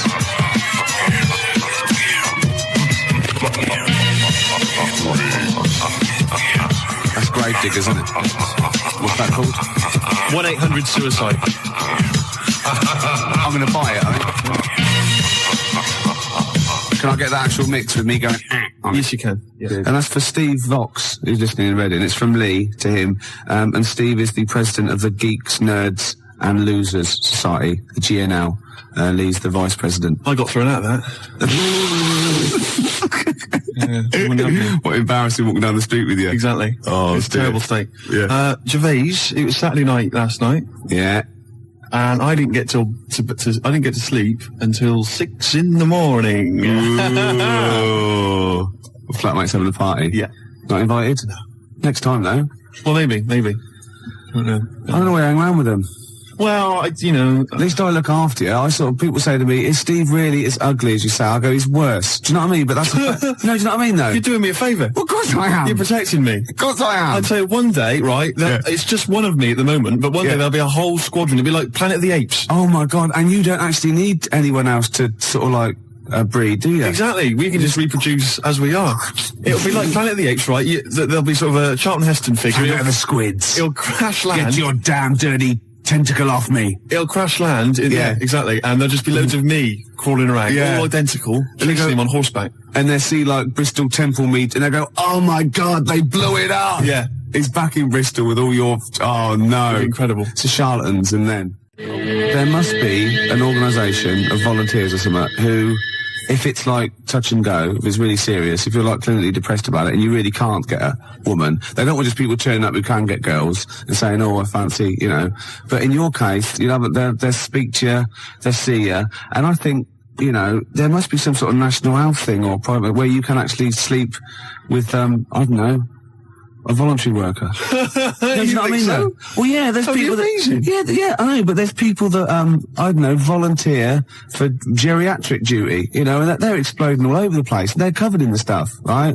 There's people that work on leper colonies, right, for nothing. There must be someone who will sleep with you out of sympathy.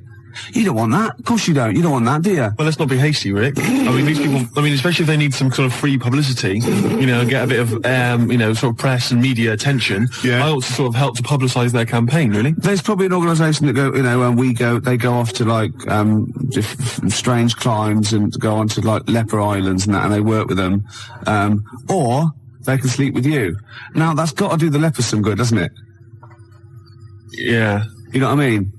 Wouldn't that be terrible if that was the option, right? And suddenly volunteers to leper colonies doubled. Was like going to Torremolinos. Yeah.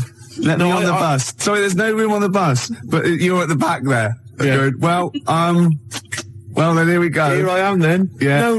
But I signed up for the lepers. Yeah. Licking their wounds. Well, sorry, but... Geriatric duty. Yeah. Scraping it out. Oh, dear. I heard a song in the week, right? I've heard it before. It's by Ween. And it goes, push little daisies and make them come up. And I don't know what it's called. 0171 580 2000. I don't know where to look. Push the little daisies and make them come up. It's like that. It is. It's rubbish. I've been going around singing that. There's no song with that lyric. It's like that. It goes, push the little daisies and make them come up. Shut up. Yeah. Shut up. That's what my friends have been saying for the last 4 days. God, you're really irritating me Like, today. people will go and go, if you'll be mine, but not too annoying. But, after about 10 times you go, oh, can you sing something else? But when you've heard, push your little dick Shut up. and make them come Shut up it now. can get really annoyed. Yes, it it really can. can't it? Shut up. Okay, Wanna Die is you and me song. Push your little Shut up. I wasn't exaggerating, was I? Well, it's a good tune, this. Yeah, let's leave it.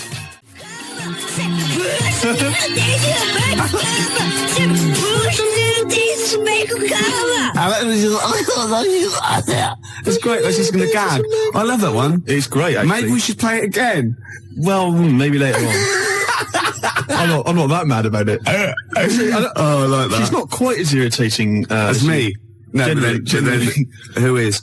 We were talking earlier about how hideous you, how you look, and you can't get a woman because you're quite nasty as well. And Emma, our producer here, who thought, look, this is not fair, because Steve is quite affectionate. When you get to sort of know, like E.T., when you first watch E.T., you go, ugh, and then by the end you think, oh, do you know what I mean? It sort of like gets that deeper. And she would, I remind you, Steve, what I said when I first met you, and this is like her best, stab at a compliment to make you feel better. She said, I thought you're really not that ugly. So the assumption is I am ugly. Yeah. It's just not as bad as she's made out. And that's like, you know what I mean? Yeah. And she's like, no, don't be silly. You're really good. You're really not that ugly. Yeah. It was a good effort though, wasn't it? Yeah. That was nice, Emma. That was really nice. It was a good effort, but it was shallow. And futile. It doesn't mean anything. Look at his little face. Oh, Look at that fax over there. Check that fax out, right? To Ricky, Steve's skin problem closed up was actually what they've silicon got, carbide particles. Someone sent in a fax, right, and they've got these sort of hideous kind of mutated cells, whatever, and they've put on the fax to Rick, Steve's skin problem closed up. You've never said I've got a skin problem. No, I haven't. You haven't got a skin problem. They're just assuming. No, it's almost translucent. His skin. It's very pale. It's like like those newborn fish when you can see all the hearts, can't you? All the hearts in many fish. They've got one each. Lots of fish, lots of hearts. Gervais, shut up. You're irritating me now, and you're abusive, and you're just winding me up. Oh. No, I'm a little bit offended by it. I know. You should be. But what about this charity thing? There must be one. 0171 580 2000. Oh, that would be fantastic. That'd be great. And it'd be like £1 fix. You'd write on the little form. Yeah, yeah. And they could get friends and relatives to sponsor you. Would that be per stroke or per shag? I think it's for the whole thing, the whole event. Yeah. It'll be a big event. You know those guys, I think it was a hoax, but they were going to televise the first moment they lost their virginity. So they were going to broadcast it down the internet, right? And they were going to have sex on the internet live, and everyone was going to applaud and watch and pay for it. Maybe I could organise that as well, make a bit of money out of it. Yeah, but think of the technology by then, though. Incredible. They would just be able to think it, wouldn't they, and see you losing your virginity. And they all have big swollen heads. You might be good looking in the year 2090. You never know, because it's all relative, isn't it? In Bristol, you're a good looking fella, aren't you, in Bristol? I'm a good looking guy. Yeah. Oh, this is Bell and Sebastian, the boy with the Arab strap. This is for Jim Hobbs. Who said, who said, can we hear more about Jessup? And I better tell people now, we've had a lot of factors about Jessup. Jessup is spelled Jezoc. I made it up. That's how it's spelled. Okay? All right, Gervais. You'll tell us a bit more about Jessup, will you? Oh, yeah. I've got a whole new storyline. Before you carry on, 0171 580 2000. I've got some sponsorship forms already printed up. So just give me a call. I can post one to you. I will sleep with Steve, or I will go on and work on a Leper Connolly. Billy, oh, shut up. Play a record. Scottish bloke with a beard with his legs falling off. You drunken sot. It's quiet and quiet, isn't it? A couple of phone calls. Rob phoned and said, slap Steve for saying 0181 instead of 0171. See, it's the singly most important thing. The number is 0171 580 2000. That's why you don't hear me mucking that up. Yes. Do you know what I mean? I apologise. Pump Ricky with more wine and challenge him to quack over the Out of Nowhere League. So what? I don't know. What's that sentence again? What, that was a sentence? No, shut up. I had something to say then. You are drunk. Oh, yeah. I can smell it on your breath. Shut up! I can smell it on your breath, for God's sake. Don't wind me up, man. Yeah, I've got this new storyline for Jessup. I want help with it. What it is, right? I think it starts off with this villain, right? Jessup brings him in, right? and he's murdered maybe a little kid, or or someone's husband. The woman's there and she's terrible. Well, you would be. Yeah. Right. Jessic's in there, and he goes, don't worry. He's gonna. By the time he gets out, Steve will have a girlfriend, right? She goes, right, it won't be my boy back, will it? No, but you can have one of mine. I've got loads or something, right? Anyway, he goes to the court, right? And he's only tampered with the jury, and he's a nasty piece of work. Oh, not the murderer. Yeah. He walks free, and he sort of like winks at Jezek on the way out. Do you think Jezek's gonna let it lie? Jezek's not gonna let that villain, what, has he got a piece of evidence? Well, no, he goes after him, shoots him anyway. Because, this was done. It turns out the bloke didn't actually do it. But, as Jezek says, better, kill innocent people than let one, guilty person go free. That's Jezek's philosophy. Yeah. And shoot first, ask questions later. You don't want to be stitched up. He's got a reputation. And then he gets off with a woman, and they have another kid, and it's all right. Yeah, I'll stop you there. Why? Jezek just killed an innocent man. He's your superhero. He's your heroic hardboiled cop. He just killed an innocent man. I'm a little bit disappointed. Oh, so he's got to be perfect, has he? Well, I'm just a little bit disappointed. Well, no, he can't be perfect. He's got things to do. We know he's got problems. He drinks too much. He kills innocent people. You go out there every day. See how you survive. Yeah. Do you know what I mean? Yeah. Yeah. We got Mama Said Knock You Out lined up. It's one of our joint little favourites. We like this one, and we like some other songs, don't we? Yeah. 'Cause we're like mates. I got a little plot. Yeah. Right. It's Jezek, right? And he retires. He just gets out of the whole thing. All right. That's for the final one. We've pulled, pulled a discreet veil over the whole Jezek debacle. Right. All right. Is that okay? Yeah. Rick, forget Jezek. Right. Because I've got my own show. I'll be telling you about. Have you really? Yeah, it's fantastic. Am I in it? No, not really. Something to do with... Right. Okay. It's a genuine one I've come up with. You know this song, right? Mama Said Knock You Out. I like to, shadow box that. I've been working out today on the big bag, did a bit of boxing, because I'm in training. I challenged Canfield to a fight when I was pissed. Thursday night, he was swaying. I challenged him to fight. I offered him £1,000 prize money. That was the purse. Whether he won or lost, he still said no. Well, he's a wuss. He's about 14 or something. Yeah, but he's about 6 foot. Yeah. Maybe he was scared of killing me. Yeah. Jezek is not scared of that. Jezek's gone. He's out of it. Okay. There might be a comeback special one day, but thank God he's Let's gone. work on it. Well, that's my challenge to Canfield. You know what I mean? Said knock you out. Yeah, I'm putting it out. I'm putting it out over the airs. Yeah, you're keeping it real. Death Throw, Puffy and all that, and Tupac, and that's like me and Canfield. Oh, that's a fantastic idea. I'm saying, come and get it, Canfield. I'm saying, I'm here, you know what I mean? That East Coast, West Coast rivalry we can recreate amongst DJs. Yeah. Steve Lamacq, outside now, have you seen him? He's a weedy little dweeb. Yeah? Oh, fantastic. You can't actually say that, because, he's a nice guy, and... well, maybe so. Yeah, so you're going to fight Lamacq, I'm going to fight Canfield. That'd be brilliant. Let's keep it within XFM. Crowley. Yeah. Remember he had a fight once at school, and his defence, lucky he had a hymn book on him, and he hit the bloke in the nose with the hymn book. So you don't mess with Crowley, because he's probably carrying, Bibles, hymn books. He's loaded, he's got some kind of religious paraphernalia with old parchment papers. Yeah, crucifixes. Paper cuts are the worst. Oh, nasty. Oh, imagine that, a little bit of papyrus across the eyelid. Oh, you don't want to mess with Crowley. No, I'm saying Canfield, come and get it, you know what I mean? He hangs out with his Deftones and all that lot, right? Yeah. You know what I mean? Should we just ask out? Who should we threaten out? Who else can we threaten out? Well, let's not go too mad. Well, what about Henry Rollins? Wow, I've made a mistake. I've made an error there. There are a lot of people I could have chosen. Jarvis, for instance. I've gone straight to... A lot of people come before Henry Rollins, don't they? I was a fool. Some British heavyweight boxers, for example. Yeah. I'd rather fight than Henry Rollins. Before we carry on, because I'm going to tell you about my my TV idea in a minute, Rick, because this is an idea I've been working on, and it's serious. It's like, Jezek's got a certain strength, a certain quality. Yeah. And I think you'll like this as well. But before we do that, I've been sent a picture. A picture's been faxed through. Oh, excellent. And it's a little challenge, as ever. Right. It's make Ricky laugh. If you laugh at the picture I've got here, Rick, then Martin in Crouch End, he wins... I thought we could give him... I like it already, Martin in Crouch End. I thought maybe we could give him the Baby Bird album. Why? Why do you mean it's mine? You haven't got one, so you go on, yeah. Well, I'll give that to him. But anyway, here's a picture. See what you think.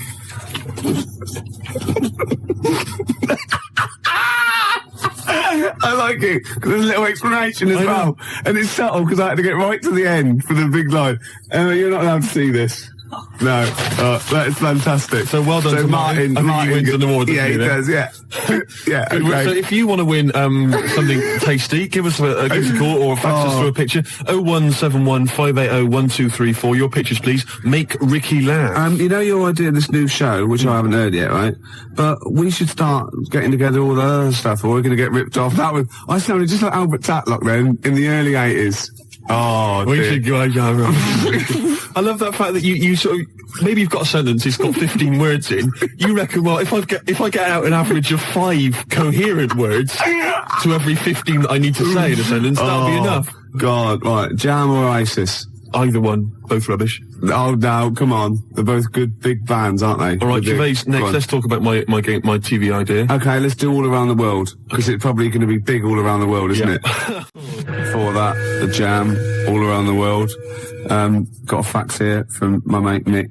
He's listening. Say hello to him. Say hello to Nick. Hello. Yeah. And apparently he's found a great website about Joey Deacon, so we'll check that one out a little bit. About Joey Deacon? Yeah. Oh, Joey. Yeah.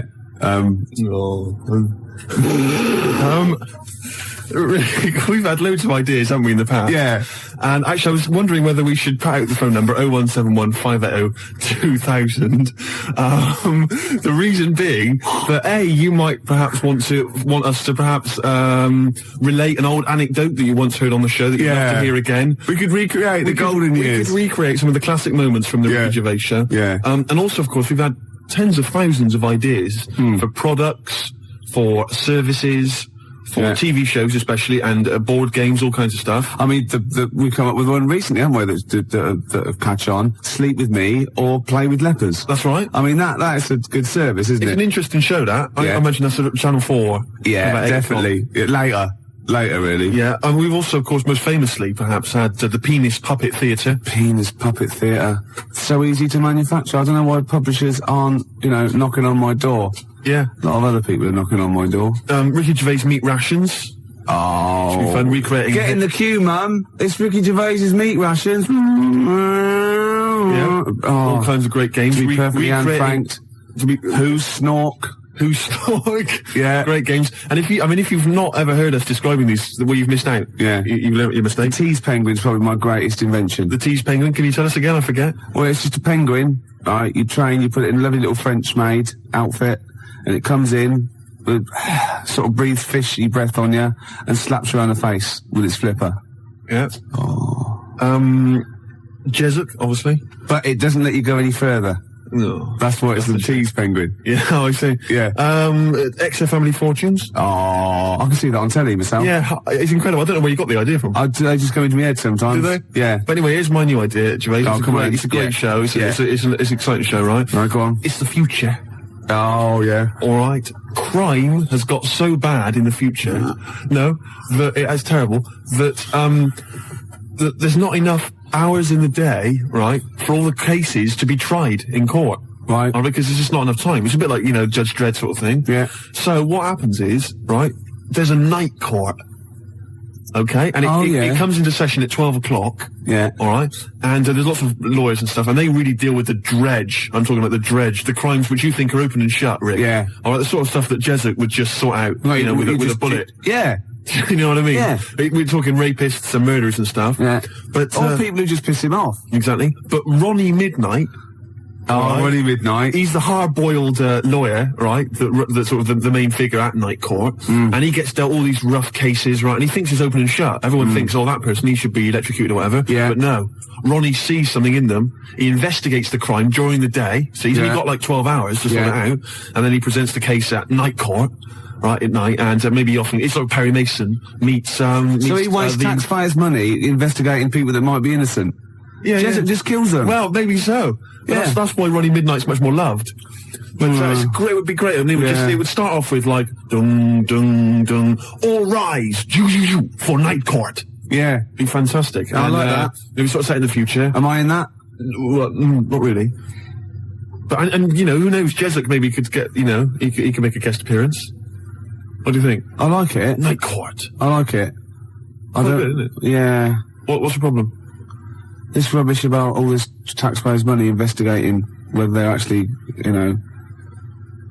They're innocent. You're more of a Jesuit kind of guy. Yeah. Just shoot first. Don't even ask questions. If his time's like, you know, of the essence, why ask questions? You've done, you know, what's the point? Yeah. He just like opening up old wounds, which is another favourite pastime of Jesuit sometimes. And also a great idea. He loves opening up old wounds. A great idea for maybe a board game or a TV show. Old wounds. Fantastic. Oh, I'm going to work on this. Oh, and I've got tip the balance. I haven't even described that. Tip the balance? After embrace. Can you tell us? Emma goes out with a bloke in this. Oh. Yeah. What's tip the long-haired type. What's the tip the balance? Well, Jesuit wouldn't tolerate that. What's tip the balance? It's a board game for 4 rugby players or more. I'm looking forward to it. Yeah. Or the infirm. Or people who've just got no dignity left and we can get them on screen doing that. This is, my weakness is none of, ... Obviously ran out of... I was, reading News of the World on my way here, and, I didn't know this. You know, Tony Blair is the Prime Minister. Oh, yeah, you know, yeah. Tony Blair. His father-in-law, which is Sherry's dad, is, that bloke, out after Death Us Do Part. What, Alf Garnett? No, his son. Oh, blimey. Something about I don't know, I should get this right really, because it could be libelous, but it's something to do with some sort of doll cheat or something like that. What? Yeah, apparently. Sherry Blair's dad's a doll cheat? Yeah, something like that. Really? Or he's claiming some sort of benefit fraud, I don't know. But he was always the same when he was living with his dad, Alf. He was married to Una Stubbs, wasn't he? I mean, Sherry Blair's mum is Una Stubbs. I'll stop you there, Rick. I'll stop you there. It's so incestuous, isn't it? Fiction. I've tried to explain this to you before, haven't I? The stuff on the TV, a lot of it is real. Some of it's fake. They're not really those people. Understand? EastEnders, for instance, that's not real. That's not real people. Yeah, well, obviously reverse, because obviously that is real, because I've seen them in real life. They were at Phoenix, a couple of them were playing football, so that is real. No, that was the actor. That was the actors. Phil Mitchell was there, and Ricky Butcher. That was the actors. We have been through this before. Because I went through this the same day that I explained to you that only in the cat world can you piss on an object. I got a new stereo that way. They just get out of the shop, but I was too late. I got a new stereo, and it doesn't. It sort of shorts out because I actually weed in one of the back of the speakers. Did you? Yeah, but it's mine. I've got to get that. So 3 stories. Don't rub it too hard. You'll get a rasher. Enough is anus. And we'll have that one then. That one. Yeah. Right, well, do you believe in palm reading and stuff? No. Yes. Sorry, yes. Yeah, of course. Sorry, I forgot. Yes, of course we do. Right, well, there's a fella who, he used to do palm reading. Oh, yeah.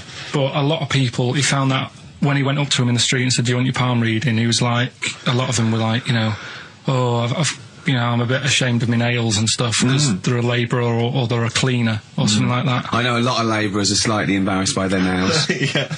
No, but... Yeah. So he found Look at my bloody hands, Reg. Well... That's that hod carrying. Did I ever tell you that? Did I ever tell you that I got picked at school to make tea and serve biscuits to old people because I've got good nails? No, go on. Is there any more to the story? Well, that's about it. I mean, we used to do, like, I think the head teacher must have been getting something, maybe getting his mum in there for free or something in this old people's home. So he offered the kids at the school, he said, right, all sit at your desk and put your hands on the table. And everyone did. And he walked past mine and he said, not bad, not bad. And he said, you've got the afternoon off, you can go and serve biscuits and tea to the old people. What did you say? I said, all right then. Was that? Yeah. Good afternoon. But anyway, so these... Yeah, what did he do? He just sort of walked around and went, you all right, do you want bourbons or digest? I bet you get on with old people, wouldn't you? I'd love to see... Maybe especially the senile ones. Yeah, no, but I'd love to see you on VH1, just in a link. They just go, you know, they've just played Robert Palmer, right? And it comes to you in a little park, and you just sit next to an old lady, go, all right? And you go, yeah, not too bad. You go, what do you think of London? Crap, innit? And she goes, yeah, it's awful, innit? And you just have a talk, and you go, right, well, she doesn't like it, in excess. Yeah. That's what I'd like to see. I still think my idea is better, but... So what are you going for then? Oh, you've picked one, haven't you? Yeah, so this fella... So there's palmists going around the streets... Yeah, he's going round... and randomly trying to give palm readings. They're losing money, hand over fist. Yeah. Right? So, they said, he's what he's done. He's reading people's bottoms now. Sorry, whoa. You just, I didn't quite follow that. He was a palm reader. That wasn't making money. So now he's going up to people in the street and saying, "Can I see your arse?" Basically, yeah. So from being a palmist to an arsonist. Well, they just that's what he does. He said these same sort of lines and that you get on your hand, you get them on your bottom, and he can read them. Right. Yeah, he's not a pervert or anything, or making up as he goes along. No, that's it. That was that. So, sorry, if a man came up to you in the street and said, "Can I have a look at your arse?" Can I read your arse? You'd drop your trousers, would you? No. If he went up to him and he said, "Oh, I'd rather you didn't, because I'm a labourer. I've got bad fingernails." No, that's why I've seen. That's what a lot of labourers, they're showing their cleavage. You think, but actually they're having their arse read. Absolutely. That's that's what it is. And then So is that the end of the story? Yeah. But then because... That's it. Educating Ricky is there's a bloke who reads arses. No, You're a mentalist. What are you talking about? Educating Ricky, will we carry on? Yeah. Right, you've got left. Don't rub it too hard, you'll get a rasher. And, will it like fellas or will it like women? Well, you said wool before. Yeah, will it. Go on then, I'll have wool it. Right, now this is similar to the one you were talking about before, right? They found out that, scientists. Oh, yeah. I've found out... 17th century? That, like now, 1 in 10 rams are gay. 1 in 10 rams are gay? Yeah. Yeah. So that was like, wool it. That's how I could get that in. They got a load of gay and straight rams. Right. They worked out which were which first. They said, right, that bunch there is a gay bunch. They looked better. They just had more pride in their appearance. And the other ones, the straight ones. And then they gave them to this scientist and said, right, go on, do what you got to do. And they took the brains out of all of them. Just to check. And they did tests on the brain, and it worked out that they've got something smaller in the brain. The gay ones have got something in the brain that makes it smaller. And they said, right, well, that's probably how it's going to work on males. On like males and females and like humans. So you took from this that gays have smaller brains than straight people? No, there's something in the brain. Right, go on. So if someone's saying, oh, I'm a gay, or they're not sure or whatever, they will now be able to find out. So you can go to the doctor and to find out if you're straight or gay. Is there any gay in my brain? Let's have a look. Do. You've got a little bit of a gay in you, yes. There's a little bit of gay in there. Yes, you've got the, you've got a little bent cell there. Well, that's why they did it, anyway. I don't understand how they could differentiate which was straight and which were gay to begin with, before they then gave it to the scientist. Wasn't that what the scientists figured out? How could they tell? There's one theory that it is genetically determined. There is one. There is a theory that's genetically determined, but I don't think it's as easy as pulling a sheep's brain apart and finding a little pink sort of like blob in there, and going, right, we've taken the guy out, and now he's going to go and shag some ewes. I don't think it's that straightforward. Although homosexuality does occur at a similar sort of rate in animals, I think. Yeah. Yeah. So you knew that, didn't you? So that's that one. I mean, I just like the idea of the farmer figuring out which is straight and gay. Well, that one's wearing quite a camp-looking neckerchief. So I'm thinking maybe he's gay. Is that? Yeah. I love the fact they can. That one's a big fan of Sophie Ellis-Bextor. Yeah. They would. They put on ABBA and see which ones dance. Exactly. That's how they. Which one? Yeah. Put on like Barbara Streisand and see which ones sing along. It is rubbish. What did I find out? Did you just say that is rubbish? No. Then here's a good one. Go on then. Right, in Dubai, this woman went to Dubai for a holiday, and she was over there, and apparently in the markets Bit of spider? They sell lizards. Oh, go on. Right, just like for people to buy. So she buys one, not knowing that you're not really meant to take him out of the country. Sure. Puts it in a bag. Yeah. As you do. What have you? And then she gets to the airport when she's going home. She's thinking, I can't really leave it in my bag. Yeah. So she puts it on her head. On her head? Wears it as a hat. She wore the lizard as a hat? Yeah. People on the plane were just like, yeah, everything's fine. They're doing the cross checks and that. Yeah. Have you got your seatbelt on? Yeah. There's a woman there with a lizard hat. Everything's going well. She gets off the plane at Manchester Airport. Lizard sticks its tongue out. Yeah. The air hostess says, what are you doing with that? She goes, I've had it. Lizard said, I just found her in Dubai.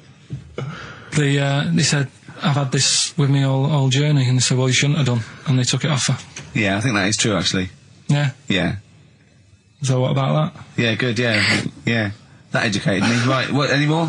Well, what's that taught you? That's taught you, you know, be careful when smuggling lizards back as some kind of hat. Yeah, don't just say, lizard, keep your tongue in, you twat. Not at the customs officer. Yeah. Last one. Yeah. Don't rub it too hard, you'll get a rash out. It's been a mess today, hasn't it? What do you mean it's been a mess? It's been a mess. What has? This. What? The show? Yeah. How has it been any worse? It's just all over the place. There's no sort of, it's not tight like it normally is. And she'll be going away with this, thinking that's what the show would be like. She listens to the show, she knows it's a shambles every week. Go on. Well, don't rub it too hard, you'll get a rasher. Yeah. Do you know the saying, ham it up? Yeah, go on, yeah. Right, well, do you know what it means?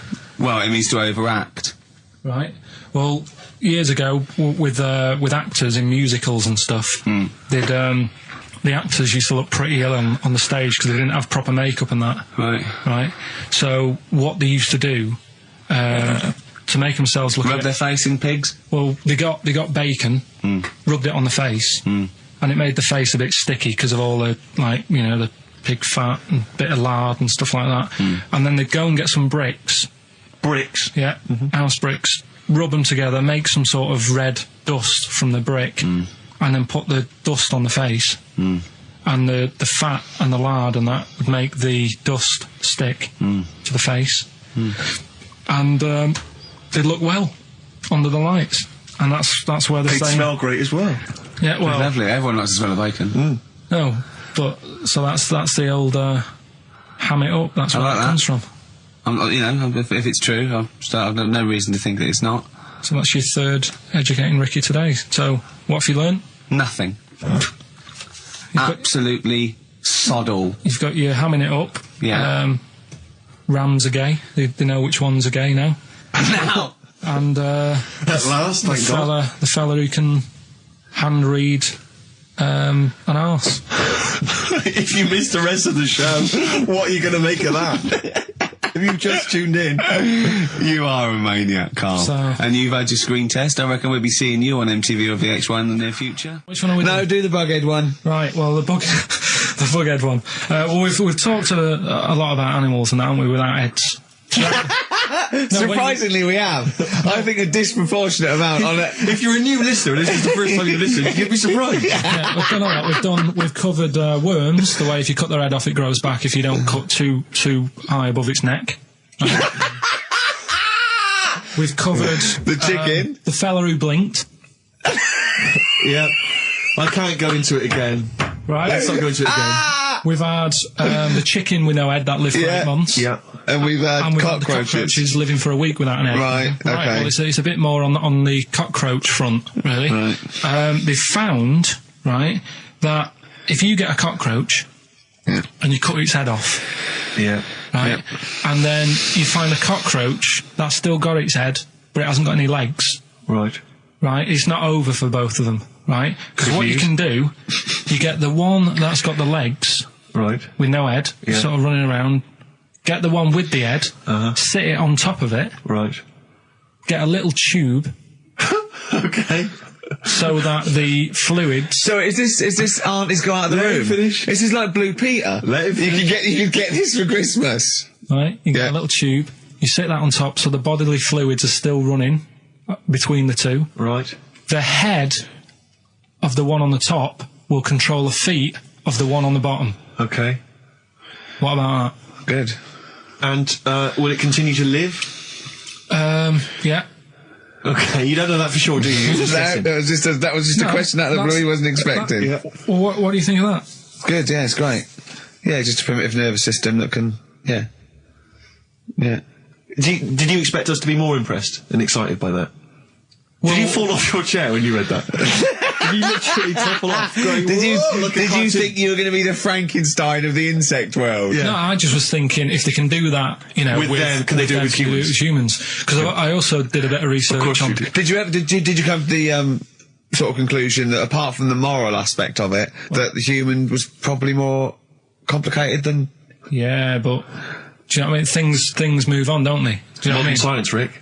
You know, I had Binatone as a kid. Now they've got PlayStation 2, and the difference in 10 years They is have amazing. found that if you lose your head, a cockroach can live normally on your body, but not the other way around.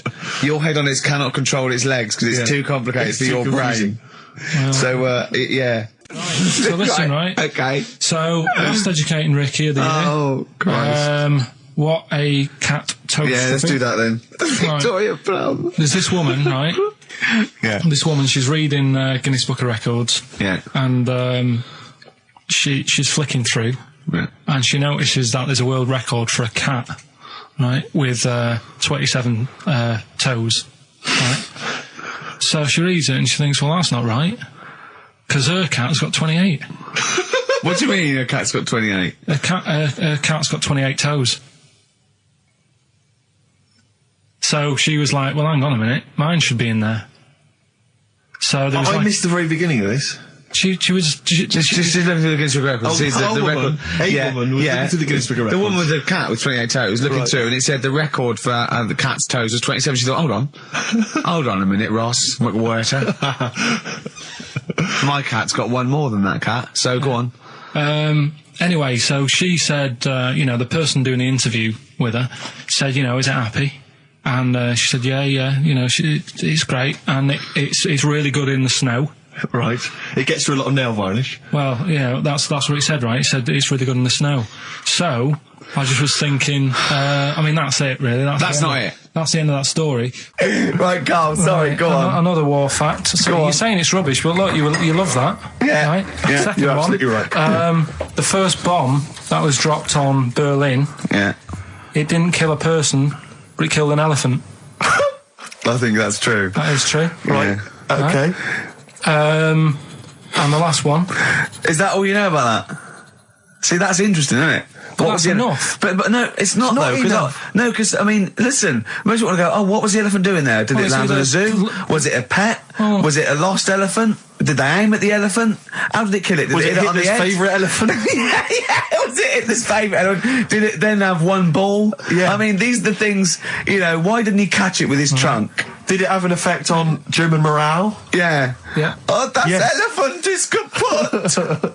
Oh, Jumbo! I don't want to fight anymore. What do you think of that then? Yeah.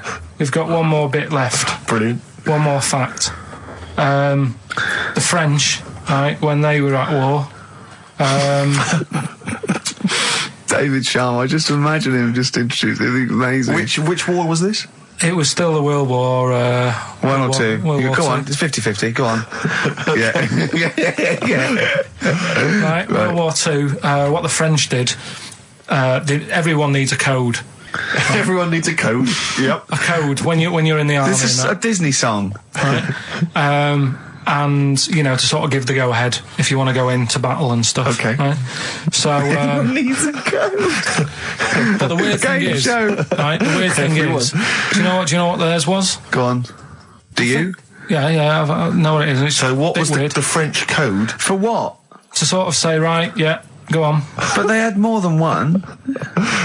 on this day. But I don't know what day it is. On this day. Oh, it's like saying, what am I thinking of? What was the battle? What was the... Okay, so, all right. What... Look at him, look. He's genuinely confused that I've asked this question. Right. It was... No. If you ask me a question, ask me the question correctly.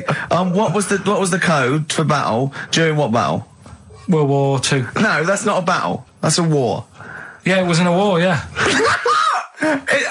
I don't know what to do. He confuses people. Oh. All right. Okay. What was it, Carl? What was the? Yeah. code? What was are the you French thinking code? of? Right.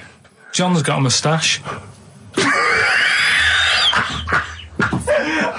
are you talking my about? lungs are gonna burst. That was a code that the French used. You know, like, I mean, I just think it's a bit daft, right?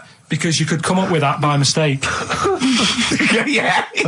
Two French blokes talking in the trenches, and they see a major walk past, and they go, "Oh, look, John's got a moustache," and they all go and go, "No, I was just talking." What are you talking about? Well, the way I don't think that's a good code. I'm not. I don't believe it is the code. No, it is, seriously. And what? And It's just that would no it one have talks been about it. said in French? Yeah. Okay. Yeah. But the weird thing- Guess in. Yeah. No, but... What? You see, I can't even be bothered. What are you saying, Carl? Because it's not a very good code. Do you know, like, we've talked in the past about, you know, things you don't see, and I said, an old man eating a Twix. You have to use that's safe. Because no one is ever going to see a man having an old man having a Twix. What do you mean? Well, use that as a code. Don't use a saying, John's got a moustache, that could crop up.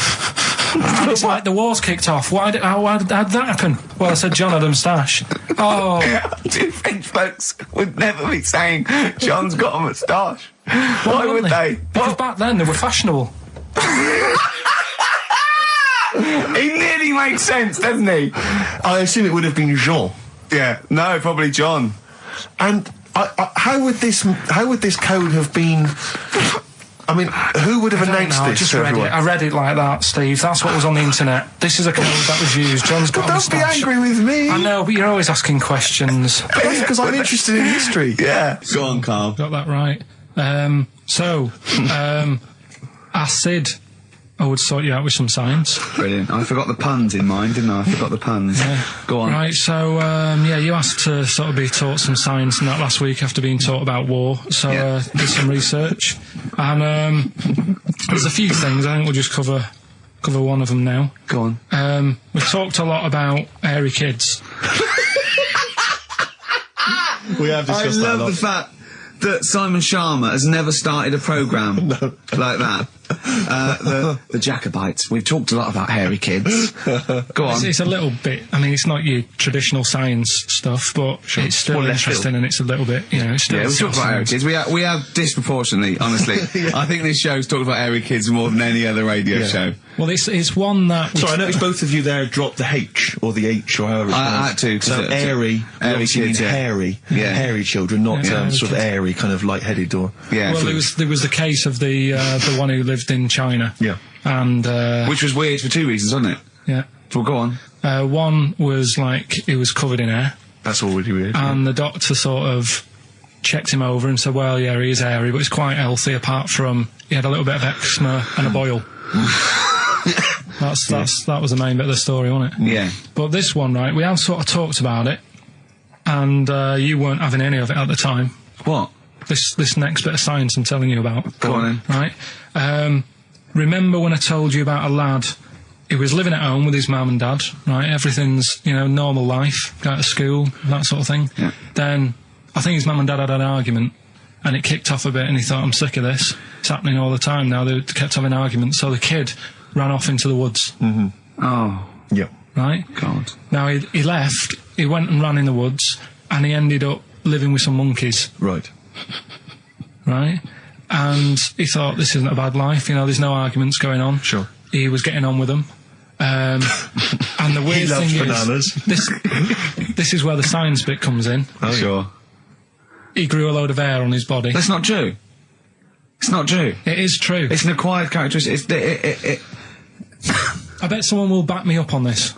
But no, you can't. You can't grow hair like that. You might get a little bit more down here. They might the erectile tissue might, they won't fall out as much. That would, but you don't actually grow a big mane if you're cold and you're a human. Well, he did.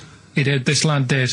I know it sounds a bit strange in that, but he was living with the monkeys, and because it was cold, his body reacted to it. Listen. He was no hairier than he would have been if he was walking around naked on a cold day, with or without living with monkeys.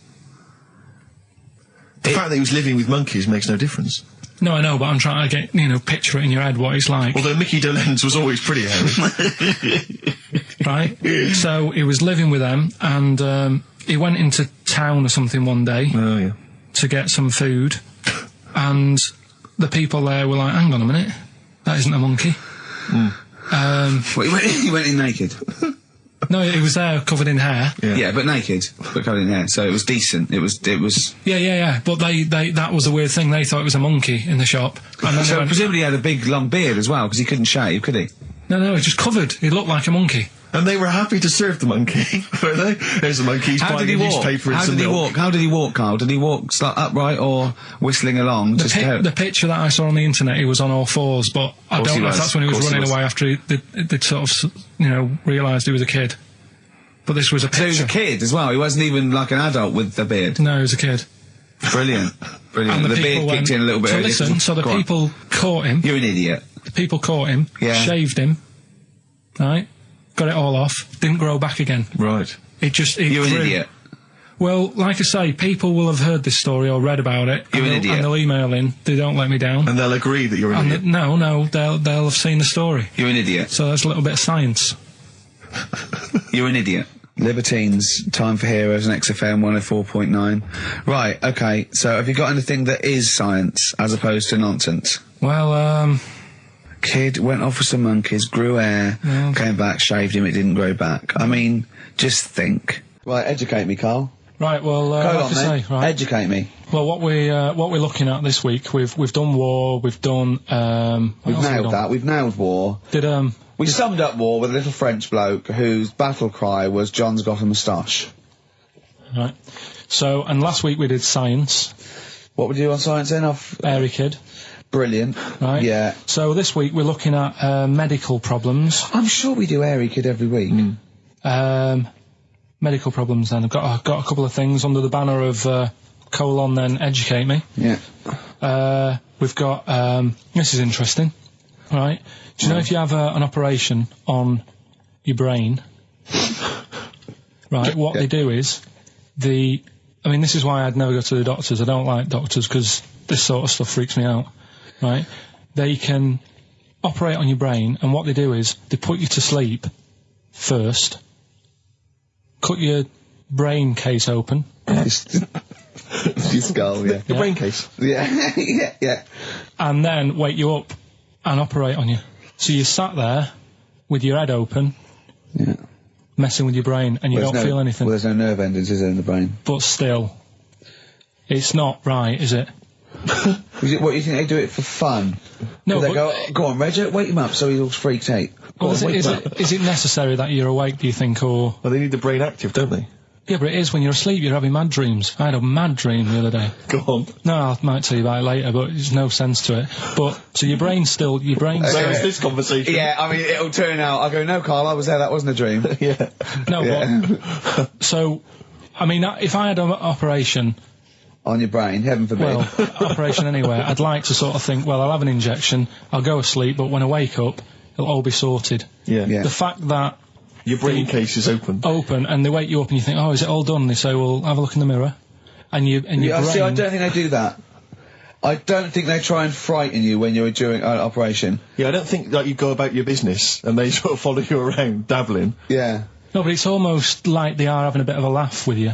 Right, well, I'd just like to say now that they don't. Anyone who's going in for an operation on their head, do not ever listen to anything Carl says. Why have you got to be awake? Because you'll be bored anyway, you'll be sat there.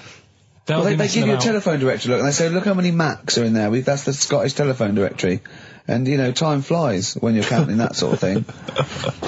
No, but do you know, like, when you... What are you telling me? What are you asking me? I'm just saying how weird it is. It's weird, isn't it? It's like, do you know when you go for a haircut, right? It's a bit embarrassing. Well, I don't anymore, but...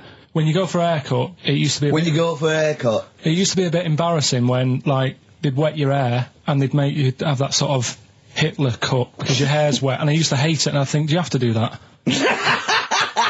Do you know what I mean? You know what I mean? Similar. It's very similar to open skull surgery. What I'm saying is, it's almost like barbers like to do that to make you look daft and feel daft for a bit, and there's women coming in and out, and you're sat there with a daft haircut. Yeah. And this is what that reminds me of. Do you think they do it in a shop window, this brain operation? I'm just saying, it's a bit weird. Why are we doing it in John Lewis's? Just so more people I love the idea that that's what doctors are doing. Let's make this guy look a bit stupid. Yeah. Open his brain Look case. at the twatty look for this brain out of his head. Take a Polaroid. Reg, take a Polaroid. Look at him. Look at his face. Right, clock his face when I give him the mirror. Get this on camera. Put this fake nose and glasses on. Did you teach me something then? Was that educational? I taught you that your brain case can be open with your awake. And you just sat there sort of letting them get on with it. Brilliant, I've learnt that. I'll never forget that. Right, go on, anything else? You'll love... Let's play a song, because the next one is amazing. What, even more amazing than that? Yeah. Play a song? Yeah, bit of Bowie. No email still, by the way. No, I don't think it's working. It's not working today. Lady so Stardust. we'll have to do a phone-in for Rockbusters. Off the Ziggy Stardust album. Alright. So, we'll move on to this next one, right, which is brilliant. Dead short story, so... Right, old woman, about 70 years old. Yeah. She's normally fit and healthy and stuff, nothing wrong with her, she's having a good life. And, one day, she goes for a check to the doctors, just to check herself out, 'cause she's getting on a bit. Yeah. Says, take your clothes off and that. So she does, and checks her out, says, yeah, you're looking good, you're looking good. Turn round, he said, oh God. He says, you got a tumour on your buttock. Right? So she goes, oh, can you do anything to sort it out? So they go, yeah, we could book you in for an operation, it's best if we remove this. Books are in for an operation, operation day comes, strip her down and that, they're all stood round, the doctors, start to operate. It only turns out it's a pork chop that she sat on 5 years earlier and it had stuck to her buttock. Right, Carl. I can forward you. I'm not. Right. No, listen. Serious. Right, okay, Carl. I'm telling you now. I'm leaving. I'm never doing this show again. No, I'm serious. Honestly. You're talking. I've never had such. You are. Play a record. Play a record. I couldn't believe it. What do you mean you can't believe it? Stop the record. Stop the record. Stop the record. Right. Okay. Right. What do you mean you couldn't believe it? No, when I read it, I said I've got to tell Ricky that. This woman had a pork chop stuck to her arse for 5 years. You mental case. Of course she didn't. Doves caught by the river. People are going to think you're thick, Carl. Well, they can think what they want, because if they do their own research, they'll probably find the story. Because it won't have happened that many Carl, times. think about it. I mean, how could an old woman have a pork chop stuck to her arse for 5 years? She said she couldn't remember even making one, so she was as surprised as the doctors were. But hold on though, she presumably must have sat on it naked. Yeah. Didn't that bring back any memories? No, it's weird, but... Carl. But why would it stay there? Why wouldn't it fall off when she had a bath or a shower? Grease. What about a bath? But why didn't the doctor realise that when he first looked at it? Yeah. Was he not paying attention when he said, I think it's a tumour? Didn't Carl, listen, think about it. A pork chop stuck to your arse for 5 years. You're naked, you sit on a pork chop, you go, nothing. Yeah, no, there's nothing weird about that. I can't feel anything. Even if you had a dead leg, the time you that pork chop, what else you got dressed? Well, she might have not done that much. She's old, she probably just sat down and didn't move for a bit, and over time it's stuck, and then... What do you mean over time it's stuck? Do you think the longer something there, the more it stays there? Look, I know that's why the pork chop goes, well, we've been here a year, we're not going to move now. I don't think we're going to move now, but I'm quite, attached to this buttock. I think I'll stay here for another 4 years until some doctor works it out. I love the idea they got her into hospital, they gave her the bed baths, they got her ready for the operation, they laid her out. They were just right to take get the scissors or the knife, make the incision. Hang on a minute. This is a pork Bring me a frying pan. This is a pork chop. What we have got though is Educating Ricky, haven't we? Well, another one of my little things. Oh, it's brilliant then. So how long's this going to last before you want to get ditched this? Well, we'll see, a couple of weeks. It's not like that, Carl. It's all one. It's one love, man. We're on the same team, man. Yeah, we're just one voice, man. One true voice. Like those lads. Yeah. They could play. Right, well, the Educating Ricky, they could play. Well, why don't we play a record and come back with Educating Ricky? The Wind, Cat Stevens, we need to get the jingle queued up as well. Yeah, I'll get the jingle queued up, No, I haven't got Neil Young lined up yet. No, not Neil Young, Cat Stevens, I gave it to you. No, we're not playing that yet. Can we just play a record? Well, I told you to. See, so why aren't you playing the record I told you to play? Because we've just had something chilled, right, from Tupac. Let's lift it up a bit now with a little bit of blur. Right? Come on, play it. Oh, I'm not sure. I just have. Crazy beat there on XFM 104.9. Right, we're gonna do Educating Ricky instead of Rockbusters. Incidentally, on the subject of Rockbusters, we've just had an email from Phil. He says, I could do with this week's rather shoddy array of prizes, as I'm doing a car boot sale tomorrow and need a bit more tact to fill the table.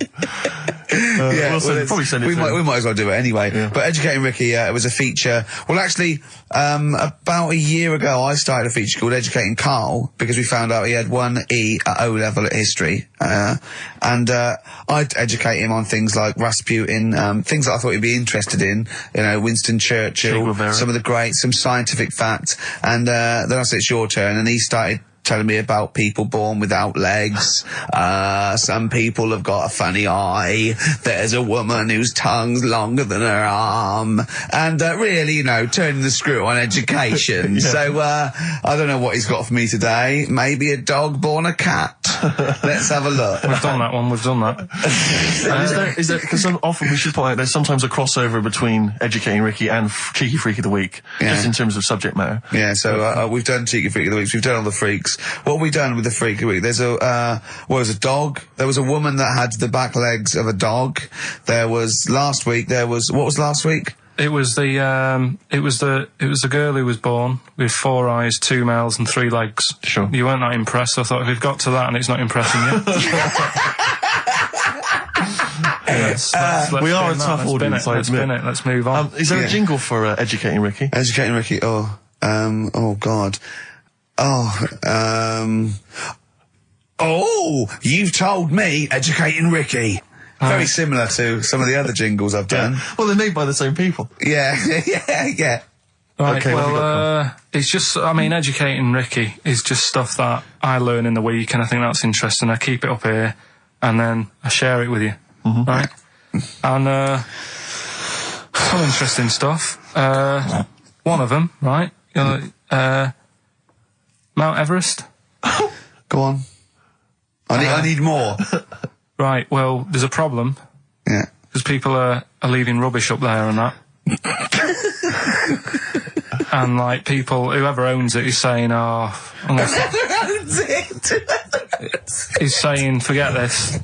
They're leaving a mess and all that. But do you know why it's called Mount Everest? What was that? That's one, is it? That's one. There's rubbish on Mount Everest. No, How many people go up there? Are we talking about people dumping old tellies and washing machines? Who's fed up? The Yeti? What are you talking about? No, that isn't what I'm educating you. I'm just telling, this is part of the story. I'm just telling you. It's just a bit of context for you. They're leaving loads of rubbish up there. Well, they're not leaving loads of rubbish up there, are they? No, they are. They're apparently not like prams and washing machines and seagulls flying everywhere. I don't know. Anyway. But anyway, do you know why it's called that? You know why it's called Mount Everest? Why it's called Mount Everest? I know the mount bit. It's because it's a large mount, and if you climb it, by the time you get to the top, you need to have a rest. And that isn't the educating bit. I'm just telling you. It's not true. Well, we'll leave that. Well, no, Carl. In the name of everything holy, do you think that anyone named it because you have to have a rest when you've climbed it? Well, we'll see. You'll see what people say on email. But it's definitely not. But anyway, that's one thing that I kind of thought, that's interesting. I'll remember that. I'll teach Ricky that, so you've learnt that. Right, now, are you familiar with this thing that they can do if you're dead, right? No, not if you're dead. It's like if you're ill and you know you're going to die, right? I don't know what this is anymore. Extraordinary. Have a rest. Himalayas. Himalaya. What? Listen, this is an interesting fact. Come on. If you're ill but you know you're going to die. Yeah, you can have this thing done in Detroit where you get put in a fridge. Right. And if they work out, what's wrong with you in 20 years' time, they go, right, that fella is in the fridge. He had that. We can sort it. Let's get him out. And they sort you out. Yeah. Is this the first time you've come across this idea? Yeah, I read it the other day. I didn't know. You've never heard of this before? It's cryogenically preserved. Good, isn't it? They take this to make. They put you at sort of like sub-zero temperatures, so stop all cellular activity. So do you stop aging at that point? Yeah, it's suspended animation. So, well, what's the law on it, right? Because say if I had something, right? Yeah. And I said, put me in a fridge, and when you've got the cure and that, wheel me out, sort me out. Say if they did that, yeah, and it was like 40 years, yeah, and in 40 years' time they get a cure for me, yeah. Would I have to stay with Suzanne? Because she'd be 70. Do you mean what are the rules? Should you be allowed to date a younger woman? Well, it's not fair, is it? It's like good news. Good news, we sorted you out, but I don't think she'd mind. I reckon she'd have the best 40 years of her life. Yeah. And plus, they're never going to find a cure for what ails you. That is genius. That is brilliant. You come out, you cure, and you go, oh no. I love the fact that's what he'd be lying there. If you could think while he was in that state, you'd be thinking, oh God. She's losing her looks. Yeah. Just, oh dear. But everything else as well, like, my job wouldn't be here. No. Although the figures would have gone up a little bit. Flat's probably gone or knocked down or whatever. Sure. Yeah. Most of my family would be dead. Yep. So what's the point? What? How do you know about it? Who's done it? Well, famously, Walt Disney, apparently. I mean, Walt Disney actually did die, but had his body preserved so that should they one day be able to bring back people from the dead, they need Walt Disney. Hang on, who do we have? But with him, nothing is going to change, because when he comes out, Mickey Mouse will still look the same. Sure. Unplug and all that. Play a record! I don't know where your mind is. Play a record! It's brilliant, you just say words! It's the apparatus! Yeah. They've cloned a man moth. No, but that's the sort of thing I think we need now, right? We've covered a lot of stuff. What, education? Teaching, yeah. Well, okay, what do you want to know? Don't know. Have you got something? Can you educate us on anything? I've been reading bits. So could we bring back just for one night only, educating Ricky? Oh, I'm excited. Yeah? Do you think it warrants that? I don't know enough about it. You know what I mean? About what? It sounds perfect. Play the jingle. Educating Ricky. He's getting smarter. A couple of things happened in the week that I read about. Okay. Keeping up on what's going on in that. Sure. Yeah. One was about that Galileo fella. Okay. Was it about 1636? Was it? I think it might have been earlier. Bad. Go on. Did some stuff with light and that. He did lots of physical experiments, yeah. Is that it then, Carl, is it? He did some stuff with light and that. What did he do with light? What was that? Well, I think he invented the first... Telescope? Telescope. So I think it's a particular lens, though, and he did experiments where he dropped famously two different weighted balls from Pisa, and they hit the ground at the same time, showing that it doesn't matter, the weight doesn't matter, air resistance does, and stuff like that. I think he probably explained it a bit better than that. Yeah, but I'm talking to Carl. Sure. Did they need to know? He's just thinking about pizza. Yeah. Did they need to know stuff like that back then? What do you mean, did they need to know stuff like that? It's just... There weren't people going around going, I've got to drop these two things off the bleeding tower of pizza. I just don't know which one's going to land first. Yeah, I need to know. What do you need to know about? Bring me Galileo. Yeah. It's for a bet. Yeah. No, but if I was knocking about then, I'd be like, stop messing with that. We need a telly. Or, do you know what I mean? I bet he thinks the Flintstones is real. I know. That'd be brilliant. That's what I'd do if I was a caveman. I'd make a telly out of rock. Yeah. And a pelican and as a cement mixer. Ran along the road with. Yeah, exactly. Yeah, we need a car. Yeah. Well, we haven't really got the internal combustion engine. Can you stick your feet through the bottom? Yeah, just get me a car, for Christ's sake. Anyway, so I learned that. And then, What? He learned his name. Yeah. Other people I learned the name of this week. Oh, if a chimp could watch telly. Go on, Carl, go on. And there was also a fella in the week who said that women shouldn't be wearing trousers. Why? Because they don't look good in them. Right, and who was this man, and from what... French fella. Okay. Last week. Did he mean walk around naked? He just said women should wear skirts rather than trousers, because no woman looks good in a pair of pants. Right. How old was he? He was probably about 67. Uh-huh. About that, 67, 68. Yeah. Wasn't happy with that. What do you think? What do you think about that? It's rubbish. Yeah. These are the only things that have caught your eye over the last couple of weeks. This is the entire news. Galileo did something with light. A French fella said women shouldn't wear trousers. See, that to me wouldn't pass as education. It's not education. I don't know where you could ever use that. I don't know when that would ever be applicable to life. I just like reading stuff that sort of reminds me of... Do you know what I mean? If I read it and it gets me thinking, I think that's a good little piece. But, I mean, but surely can't you just sort of like sit near something that vibrates to keep your brain going? Or shake your head every now and again? I mean, what does this do? You mean it makes you start using your brain? But what aspect of a Frenchman said women shouldn't wear trousers got your mind working? What questions were you Because I asking? thought that's a bit daft, isn't it? Right? Yeah. Okay, it ends there with me. There's nothing else. There's nowhere else for me to go on that. He closes Your the mind's gap. still whirring. Yeah, go on. What did you think? Let's go through this. Oh, I wish we could download his thoughts. I know. Just watch it. Yeah. Wouldn't it be great, like a DVD? And Like a cartoon. imagine that extra footage on the Office DVD. Yeah, Carl's brain. That would be With a commentary. amazing. Oh, with a commentary. Go on. Women wearing trousers and that, right? On the estate that I grew up in, on right? There was a woman about 4 houses down, right? Rough. She's the one. She was, or the estate? She was, right? Yeah. She's the one whose kid took a horse into her house. Yes. Right. Now, we won't go over that again. No. If you're a new listener, I think we covered. I think they get That's the all you idea need to know. Right? Yeah. Now, she used to wear leggings. Yeah. No, they're a bad idea. They are a terrible idea. I agree with you there, Carl. If you're a lady of What the colour? normo persuasion... Were they pink? No, they were sort of black, but with all bits on them. Oh, right. You know what I mean? What, toast and Just horse bits. droppings. Yeah, go on, yeah. And she used to, she's quite a big woman. Sure. Pauline Quirk, I think Yeah, we described her as. Look like a light bulb, which It was is those bending kind of over in women that are leggings. attracted to leggings. Yeah, I know, yeah. They are drawn to them like a moth. That shoots on a flame. Yeah. She used to wear them, and that's what I remember when I read this piece. She used to work on one of those sex line things. Right. She used to do that. But what was she, an engineer? The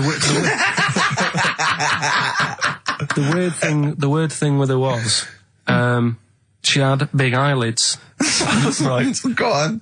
That were too big, and this is what I was thinking. What right? do you mean she had big eyelids? How big do eyelids have to be for you to go, they're big eyelids? What was she shoplifting with them? Would she come out of Dixon's with, like, radio stored in them? What do you mean she had big eyelids? It was another one of them popular things around our way. Do you know, like... What do you mean popular things? I think They go, oh, I say, well, they're all the rage. Can I get some big eyelids, please? No. It was just like one of them things that people suffered with. Just big eyelids. They could hardly open their eyes. What do you mean? What do you mean? That's one of them popular things around where I grew up. People had big eyelids. They could hardly open their eyes. What does that mean? What sort of freak town were you born in? You had webbed feet people with big heads. You got women with big eyelids. What does big eyelids mean? Are you confusing her with the horse? Yeah. Did she have hooves? Look, what? Just too much skin. It was like the neck of a chicken. But on the eyes. What's your point? Anyway, so there's this big eyelided woman with the leggings. And that's what I'm saying to you there. That's when I read that story with people with trousers. Yeah. I went from that. Yeah. To a woman who used to have big eyelids. I still at the point. But then, and also the other bloke who had the eyelid problem was a mate of mine. Right. His dad had it. And same problem, massive eyelids. I don't know what that means. I don't know what that means. I used to say to my mum, I'm going round to, Dave's house. Yeah. And, or to say, Pig, as you call it. That's alright, but make sure his dad doesn't take you out in the car. Because he could hardly... see. He had to have his head... He gets to tilt his head back to keep his eyes open. Make sure! Did he have a couple of matches with him at all times? Oh. What a load of gobbledygook. This began as educating Ricky. I know, it's like he was people thinking, with eyelids. But it's like you're supposed to make that leap as well. Yeah. If I mentioned the trousers, Ricky will probably be thinking about people with big eyelids and women wearing leggings. Play a record, Carl. Got nonsense. Adverts. No, alright.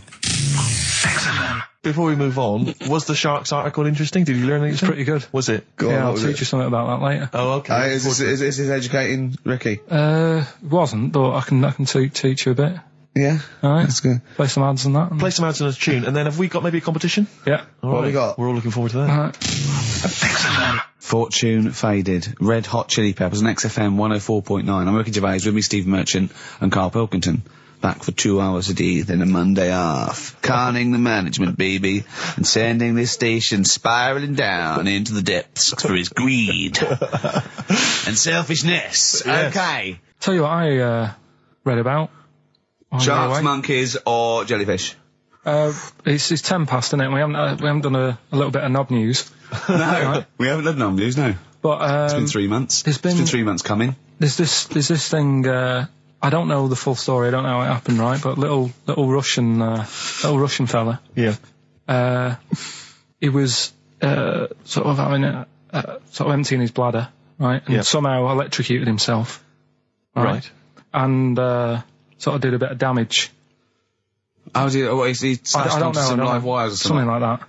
So did anyway, it damage to himself or to an electric fire or something? No, to himself. To himself. Yeah. And so the doctor didn't slip and curling tongs went up his arse when he was pissed, because that's happened a lot. In we've all been there. We've all shoved the old curling tongs up the arse when having the piss. Right. So I can't even be bothered. No, go on, we're interested. We're interested. Come on, we're interested. You can't be bothered. You get Mondays off. Do some work. Right, so anyway, so the doctor says, it's not looking good, we'll have to take that off. What? And he's like, Novectomy? Yeah. Really?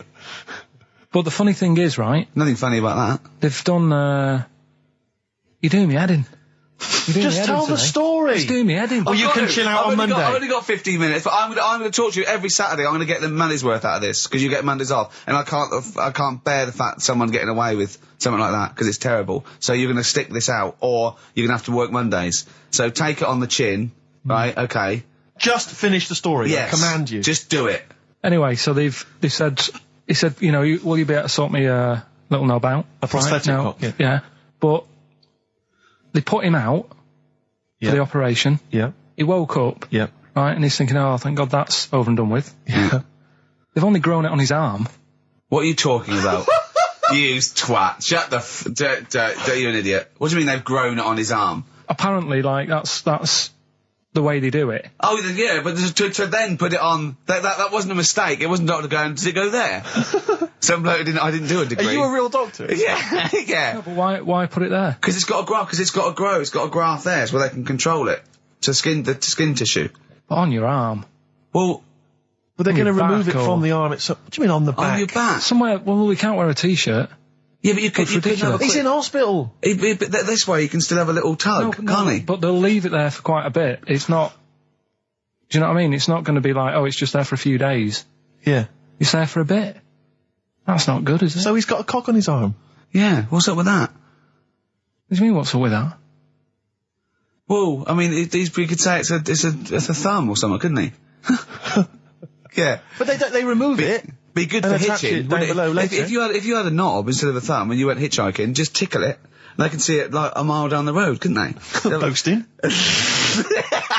Yeah. If I'd lost my knob, I'd go, I'm not going to have all that stuff. Just whack a pair of tits on me. Do you know what I mean? I think, just forget it. But why not just put it where it should be straight away instead of messing about? Where should it be straight away?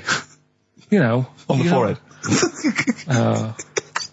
Listen, are we doing a competition? Let's play a tune. Come on, Carl, you can't be bothered. Right, okay, we're going to scrap this and you're going to work Mondays again. Well, let's see if this is enough. Let's see if Trevor McDonald just read this on the news at 10, it'd be short and you get back to the football, whatever. Here we go. And here is the news at 2:15 with Karl Pilkington. Bong. Man who walks backwards around lake falls in. Bong. Chinese woman eats dirt. Bong.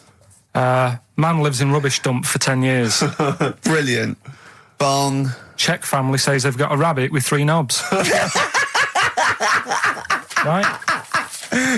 Done. Sorry, can you just read a little bit more of the Czech family with 3 knobs? Just about a family. Not read it to yourself. Read it out on air. It's just about... He can't read it to himself. I tell him to read it to himself. We'll still hear it. No, he was, because I could see his lips moving. Go on. Just this fella who had 3 rabbits. Right, just think of this is Trevor McDonald. Yeah. Okay, carry on, Carl. Okay, well, here's the news. Right, good, brilliant. Go on. There's a fella, he's got 3 rabbits and that, and then he checks them out, right? Yeah. 2 of the rabbits have got 2 knobs each. Right. And he goes, that's a bit weird, isn't it? Sure. And they're throwing them around, sort of chucking, showing them around the family and stuff, saying, look at that, that's weird. Picks up the 3rd one, it's got 3. Yeah. So they ate the 2 with 2, because they thought they best keep the 3rd one, because a little bit lucky in that. Yeah. It is lucky, 3 knobs there, yeah. Now here's the sports news, and that's how it would work. Yeah, okay, brilliant. Well, we about the Chinese woman who eats dirt. I'm interested in that. That's it. That is the story, then. What more do you need to know? Well, I want to know a little bit more. Can you just embellish it? 78-year-old Chinese woman. She says she's 78. Makes you wonder. Yeah. With my theory. Carl's theory is that Chinese people don't age well, and so those Chinese people that are saying they're 112 are really only 33. That's why he doesn't want to be recognised, because he doesn't want to walk out from here into Chinatown. Yeah. It just says she's been eating soil for 70 years. She's ate about 10 tons of the stuff, and it's done her no harm. Kept her grounded. It's probably all right for you, isn't it? Because it passes through, doesn't it? Yeah. Well, they say, don't they, if you're having a kid, let it play in soil and that, because... well, that's to get it immune, yeah, to get yeah. But lots of, like, things with sort of birds and reptiles sometimes swallow soil and stones because it grinds up stuff, breaks down cellulose for them. Doesn't do you any harm. All right, then. One more fact from this book for you, Carl. Apparently, officially, the Second World War is not over. It's not actually over because there's never been an official treaty signed between Germany and Russia. So it's still going on. Interesting or not? Not as good as the monkey one and the woman who eats dirt. And the Pete the Great and that. Sure. But, yeah, it is over, isn't it? Isn't it, though? That's what I mean about you annoying me with stuff that you go, oh, that's interesting. I don't think that is interesting. Okay. There was, what was it I learnt? What was it I learned? Think of that as a question. Well, we're all trying to figure that out. Yeah, go on. Leonardo... DiCaprio? The painter. Da Vinci. He could write with one hand, draw with the other at the same time. Right. Yeah, that's good. It's all right. That's interesting, isn't it? Yeah, it's all right. Well, if you have an interesting fact for Karl Pilkington that you think he might be intrigued by, email ricky.gervais@xfm.co.uk. What have we got coming up? What have we got coming up? More education stuff. Some good tunes and that. Yeah. And a bit of Outcast. Yeah. Placebo, Special Needs on XFM 104.9. Email in where Lanzarote is. I don't know if it's Italy or Spain or Europe or maybe Africa. You know, these are the sort of things, these are the reasons I come into it, to at least learn something, innit, Carl? We've stopped educating Ricky, so I've stopped learning, you know, about things like the woman who ate mud all her life. I told you something before when we were in the office. What was that? What did you teach me? They've just counted how many fish are in the sea and that. No, they haven't. They've just done a census. A census? What, of fish? Yeah, some fellas have gone in the sea and they've got to work out. There's about... Mrs. Spratt, is this your son? No, he's a lodger. Okay, well, let's mark him down. That's 2. Oh, I've lost count. 6,400,000. Oh, darn. So how many are there? About... There's a lot. Oh. Well, there are more species of fish than bird, mammal and reptile put together. Can I ask a question? That's on my DVD of animals. That's still available in the shops. Probably find that online. You'll get that slightly cheaper. $15.99. What? Go on, ask me a question. Include Karl's Pilkington's also on the DVD. Yeah. That's a perfect Christmas gift. Yeah. This is a question. I was discussing this yesterday. This is not a bit of shit. This is not a joke. I genuinely have always been slightly perplexed, and we were discussing it last night. The notion of the birds and the bees. Yeah. Now, I don't mean, you know, the birds and the bees. I understand how... Why they use the birds and the bees? Yeah, because, well, you see, I always, as a child, I never... No, I assumed the bees were having some kind of relations with the birds. No. So what is there anything to do with the birds and the bees, or is it literally, just like a euphemism? It's just, the birds and the bees. No, but do the birds do anything with the bees? No, not at all. It was where just take them out. It was where parents used to sidestep the issue by saying things like, you know, when a lady blackbird and a man blackbird, they meet, right? They make a little nest, and then because they're in love, they have an egg. Yeah, and that was it. I understand that. That makes sense. But why the bees? Why the birds and the bees? Well, probably, I don't know. I don't know. You see, within nature, forgive my ignorance, within nature there is no relationship between bees and birds, is there? No, not at all. No, not at all. Nothing's going on. But probably what it was, if the parent found it hard to say, you know, Daddy puts his penis at Mummy's vagina, it was much easier to say, like in the insect world, billions of them queue up and just fill the queen with spunk for about a day. Sure. You know, thus avoiding the embarrassing intercourse. Exactly. That's what I think, Carl. What do you think? Were you taught about the birds and the bees? Did anyone bring that up with you? No, it was Carl? just in that class, wasn't it? When they put a video on. That's what we had. No, we had a film. And they just said, I watched that. And then... what film, though? Basic Instinct? It was just like, two people. And all sat around the telly and watched it. One girl fainted. And they said, right, that's that. Next week, prisms. Or whatever. And did it teach you everything you needed to know? Well, how much do you need to know? Yeah, true. No, true. Except one kid in my class still thought a baby came out of an arse. Afterwards, he didn't understand. I think what they should have shown on those videos is technique as much as anything. Yeah, I suppose so. Because it was largely just instructional. Wooing. Wooing. What it didn't tell you was how to get into a position where this might be of some interest. That should have been the first 4 weeks of the course. Yeah, well, obviously that baby who had the kid who had a baby. What was going on there, Carl? That was weird. Did you see that? Yeah, that was going to be your favourite programme, wasn't it? Yeah, it wasn't that good in the end. Why? You told us about this story ages ago, didn't you? Ages ago. I told you about a year ago about a baby that had a baby. Yeah, it's a bit different, the baby that had a baby, isn't it? Whereas a Siamese twin with a breech actually just, developed inside him for, it wasn't even developing. It was a twin stillborn that just was enveloped in the other one's body. So it's a little bit different to a baby what had a baby, isn't it? Yeah. Actually disappointed he was. Do you know what he said to me? He went, well, I thought it was going to come out. And go, oh, bloody hell, I'm 7. What a waste of my life. Like he'd been in there going, oh, hello? Hello? 7? Idiot. Yeah. Yeah, a bit disappointing. But there was a programme on after that, right? At 10 o'clock on Discovery, and I haven't got Discovery. Oh, it was about... good? Oh, I didn't see it. This is it. I was yeah. going to say to people, if they've got a copy of it on tape, if they can send it in. What was it? About a baby with 4 legs. Right. That was on at 10 on... It wasn't a puppy? No.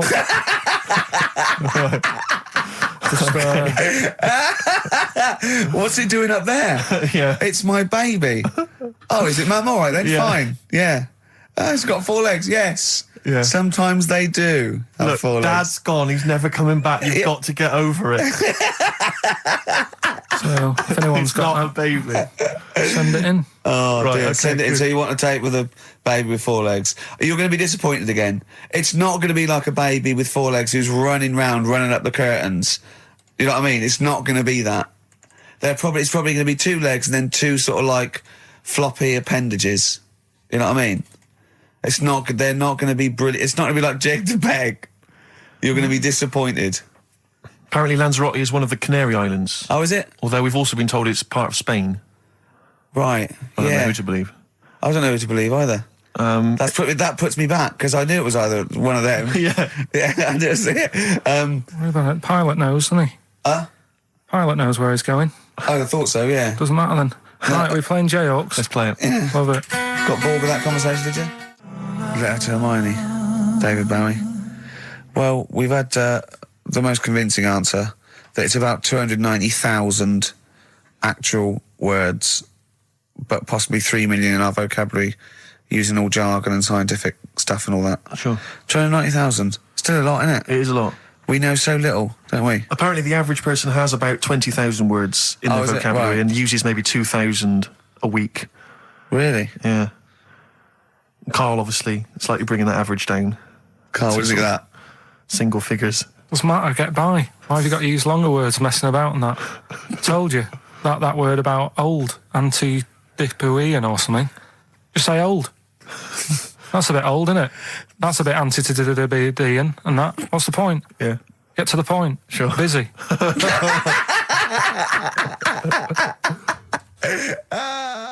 And things that, there's certain things that people get excited about that I think, well, what are you getting excited for? Like what?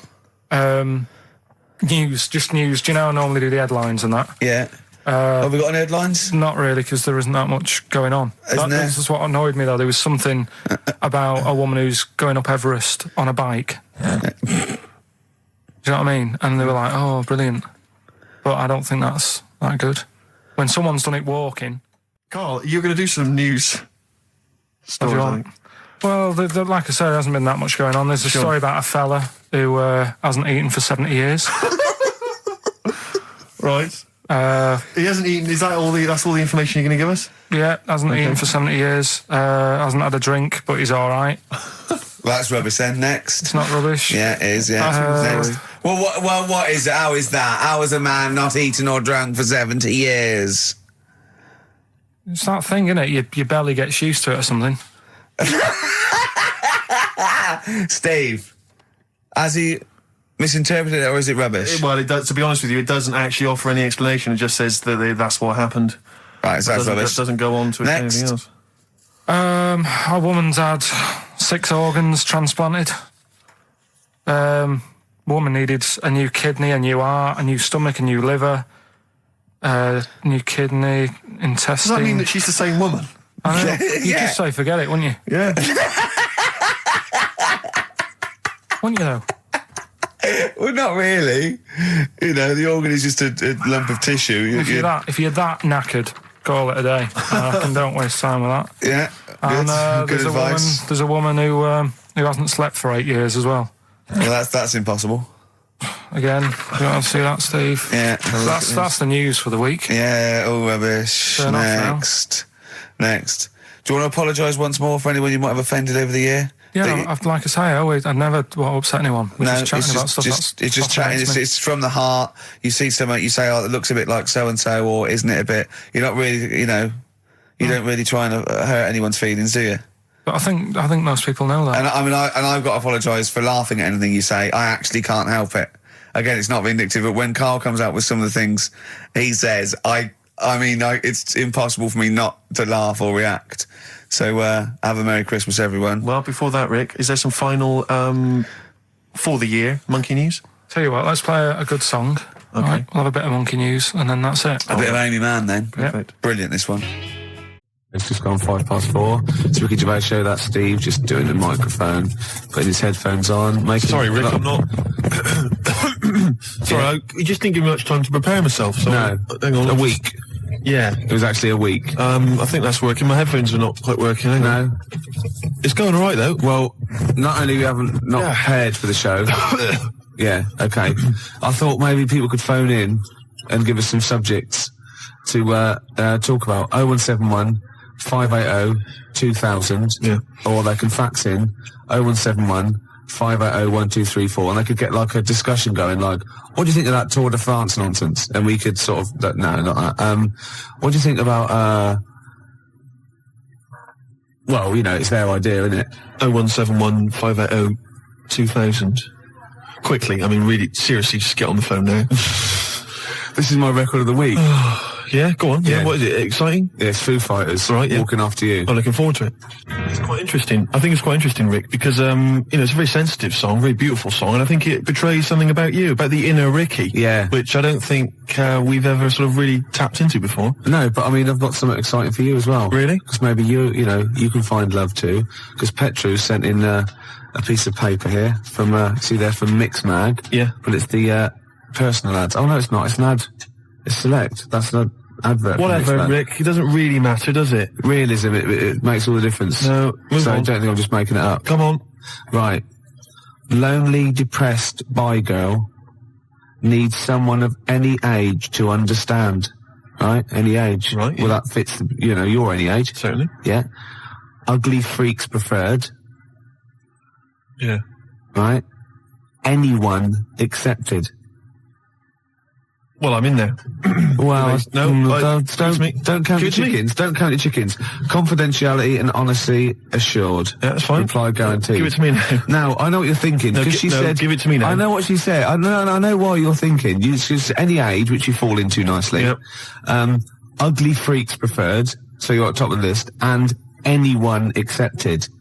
See, but I don't think she realises quite what you look like, because you're not in her framework. Do you know what I mean? So I still think you might be disappointed. No, Gervais, this will work. Let me see this. Only depressed bi girl. What does that mean, though? Bi girl. What is that? Bisexual. Bisexual? Yeah. Again, I think she means Bisexual? Sexuality of any human. Do you know what I mean? Well, all I'm saying, bisexual, Gervais. Do you know what I mean? Am I right? What do you mean? Hey, 3. Yeah, hey, 3 people. What? 3 in a bed. You, a bisexual, and an amphibian. 3 in a bed, Rick. Hey. Hey? But you won't be one of them. It's not going to happen, is it? No. Nearly 25 past for Ricky Gervais show. I'm Ricky Gervais. Gervais, I know we haven't got much in the show today. We've not really thought of anything to talk about. Why did you just give a time check then? Just to fill it up. I know, exactly. Yeah. But like, why? Do you know what I mean? Because the music, sunny out as well, music was playing, right? And you mentioned it's 25 past 4. We'd never do time checks. How is that useful? What are you expecting? Someone's looking at it, they're going to think 25 past 4. Christ, I should be at my mum's house.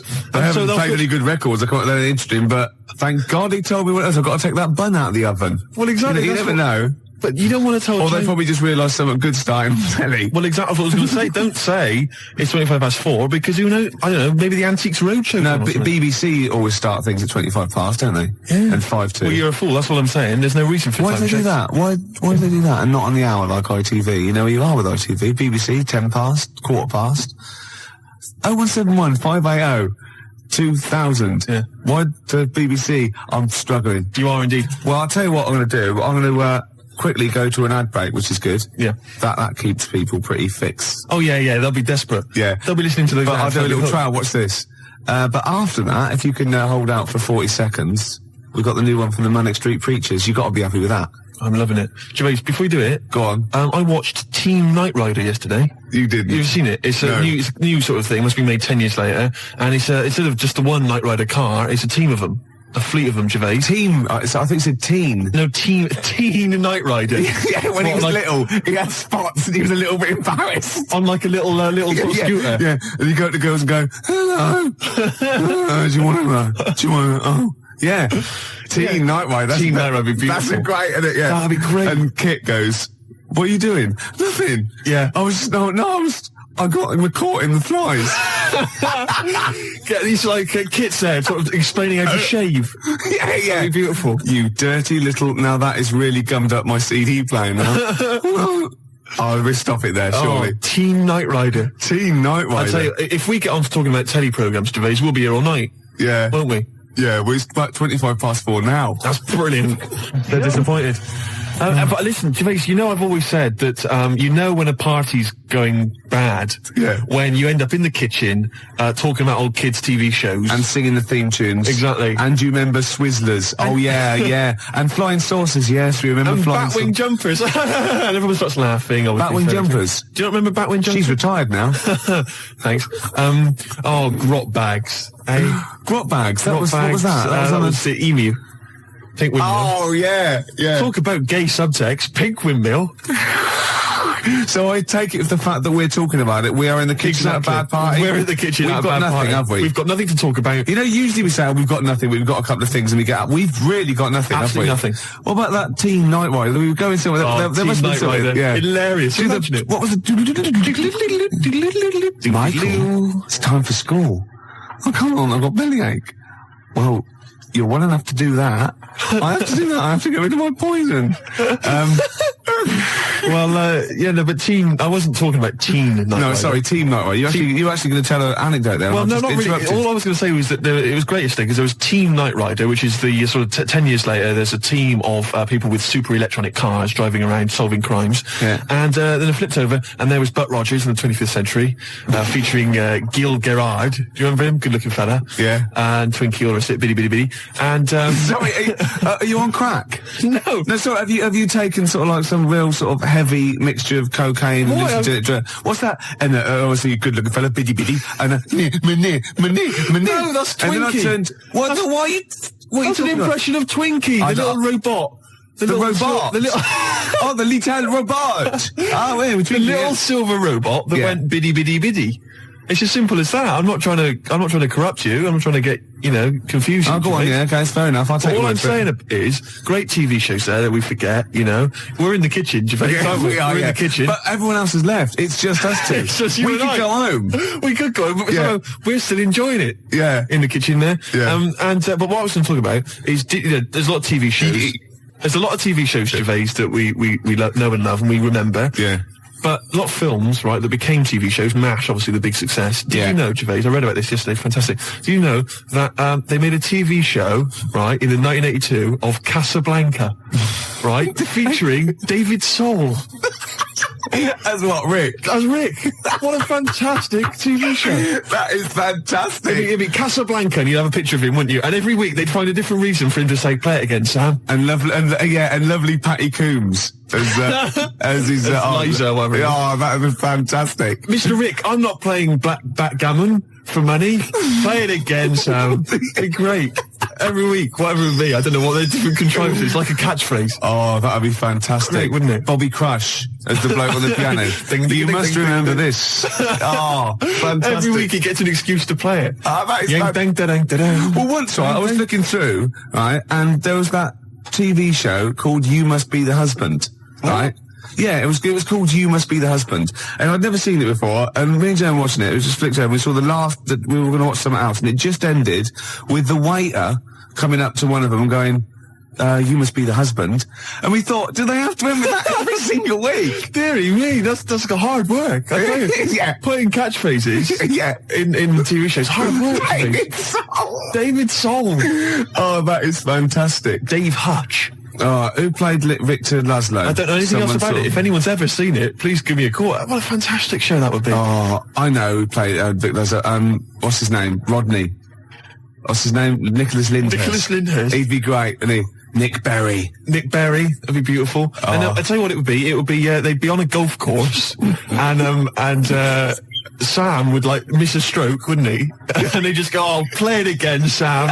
And everyone else would laugh. It'd be beautiful. Oh, baby bird, if you'll be mine, we can keep this cup forever now. Yeah. We're in the kitchen. Yep. Should we make a cup of tea? Yeah. Apparently, Steve, who says this? He doesn't say play it again, Sam. No, I know he doesn't. He says, go on, play it, Sam. I know that, you stupid toss. Oh, for goodness sake. I studied film for 3 years, for Christ's sake, Gervais. Of course I know that, but it's the TV show. They're bound to have made the same mistake, aren't they? Of course that. You can do an academic subject then. Of course. Oh, I can't. Well, I'm sickened. I'm sickened. Because everybody knows that, Gervais, and yet he's come out and he's spouted rubbish. Oh, I'm just... Oh. He thinks it's a good show. Oh... God, I'm disappointed. Oh, I'm so angry. He likes the show. I'm so angry because everybody thinks I'm an imbecile. Well, yeah. Well, fair enough. Yeah. No, because I was going to mention a couple, because I came up with a couple of my own TV shows. Go on, yes, I've got a few. Have you come up with your own? Yeah. Have you talked about this in the past? Well, yeah. Oh, yeah. You know, when they have a cliche in the title, and that's the... like the best one we came up with. Like a touch of frost, and it's his name. I know, I love it. Yeah. But my favourite, this is one I came up with, right? It was called Lady of the Night. Right, but that's night spelled K-N-I-G-H-T, right? Yeah. And what is clever about it is, what it is there's a knight, right, a knight of the realm, okay, but it's set about sort of 1870 or something, sort of Sherlock Holmes era, that sort of thing. And he's a knight of the realm, was it Sir Johnson or whatever? And he's a knight, whatever. But he doubles up as a private investigator, right? Yeah. And he's got working for him a prostitute, right, who's also a private investigator. Yeah. And it's called Lady of the Night, you see, and it's double meaning because she's a lady of the night, and she's a lady of the night. It's a night. It's fantastic. And they go around, but seriously, they go around investigating crimes, sort of Whitechapel and stuff, and it's brilliant because obviously she's a prostitute, whatever, and he's a knight, and there's a bit of sexual tension, Gervais, obviously, and obviously got all the Victorian elements and everything, and obviously they can't associate with one another openly in the streets because that would be, he's obviously got to maintain a certain reputation. Yeah. So it's Lady of the Night. There's all the intrigue and tension. What do you think about that? You thought this through. I thought that through. That is fantastic, using all your technical knowledge and your film study and your... Yeah. I came up with one, starring Naughty Samantha Janus as a nun, with Diana Rigg as a Mother Superior, and it's called None the Wiser. That's beautiful. And they're naughty. And That's great. And the None the sequel, Wiser. she gets pregnant and she has to go and work in the kitchen, right? And that's called Nun in the Oven. I was going to say. Yeah. Of course it is. Yeah. Of course it is. Oh, that's beautiful, Gervais. Remember Ray Cooney, that thing in the 80s when all those had those farces on, and basically what he did was substitute the word life for wife. He had run for your wife. Right? And wife begins at 40. Beautiful. Doesn't make any sense, does it, grammatically? No. I just thought of one like, I said to Claire a few weeks ago that it would be like a stage play and there'd be loads of people jumping in and out, like, of hospital beds. But in one of the beds, one of the wives, she just wanted to die. Because had no quality, and it's whose wife is it anyway? That'd be good, wouldn't it? That's nice. Yeah, Brian Rick. Oh, that'd be beautiful. I love that. Touch of Frost. It's so clever. And the other one is, loads of lawyers with their wives jumping in and out of bed with just underpants on taking drugs, and it's this wife. That's beautiful. Yeah, that's great. That's a nice touch. So let's have some competitions then. But you know, I've got a whole game show as well, which I could mention. Go on. Do you want me to mention it? Well, should we play Blue Oyster Cult? Their classic song. Can I Don't just say, Fear the Reaper. I've got a game show, right, that I came up with. Yeah. Okay, and it features me, but I think it could be perhaps a vehicle for yourself, Gervais. Yeah. What's all it right. called? I'm going to tell you. It's called Ricky Gervais Meat Rations. Right. And I like it already. You like it already? Because there's a part in there for me. Yeah. Could I play the Ricky Gervais? Yes. Yes. Fantastic. It was originally called, basically, let me just summarise very briefly. I'm not going to tell you all the games, but it's basically recreating the heady days of the war. Right. Right. That's fantastic. It's beautiful already, isn't it? It's got the nostalgia thing. I've got a game as well. But it was originally going to be called Ricky Gervais Fag Rations. Right. But apparently cigarettes weren't rationed in the war. So it's called Meat Rations now. Excellent. And I'll tell you some great games. My favourite is, what's it called? To be perfectly Anne Frank. It's a great game. It really is a great game where you've got to pretend to be Anne Frank and hide from sort of snooping Nazis. Oh, that is fantastic. It's a great game. And there's also, of course, let me go into it. There's also Dig for Granny. I'll dig for victory, if you like. And what happens, you're scavenging through rubble, right? Can I just say, and these are copyright. Anyone trying to rip me off? I mean, I've got the Penis Puppet Theatre. Yeah. I've got a stake in this, surely. Oh, certainly. Ricky Gervais Meat Rations. You can have a bit of my Penis Puppet Theatre. That's lovely. Yeah. And I've also got a new game that I'll talk about after yours. It's called Tip the Balance. And it's sort of like a game for 4, and it's like, I'll send it off to Waddington, see what you think. I mean, there's teething problems with it. Well, listen, Gervais, look, let's play Don't Fear the Reaper. Let's play that tune. By Blue Oyster and his cult. It's a classic. Yeah, and then we come back and we try and make some money. Let's make some cash. Well, you've got to be happy with that. Blue Oyster cult, Don't Fear the Reaper. Yeah? So go on then. So what other games are in this, Ricky Gervais's Meat Rations? Well, it starts off, there's the sound of an air raid siren.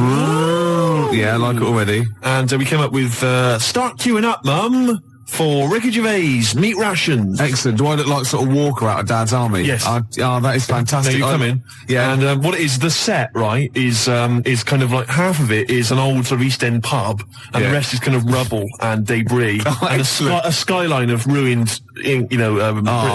And what it is you come in, you're fairly sort of sharp and dapper, and of course Chaz and Dave provide the music throughout the show. And you know the Dolly Bird that usually comes on? She's a woman with like curlers with a little scarf on it. That's right. She comes out with those little floral aprons. You've got it. You've got it. Fantastic. And there's a game show. There's a bit in the show called Roll Out the Barrel. Yeah. I don't know what happens in that. Yeah. Roll out the barrel.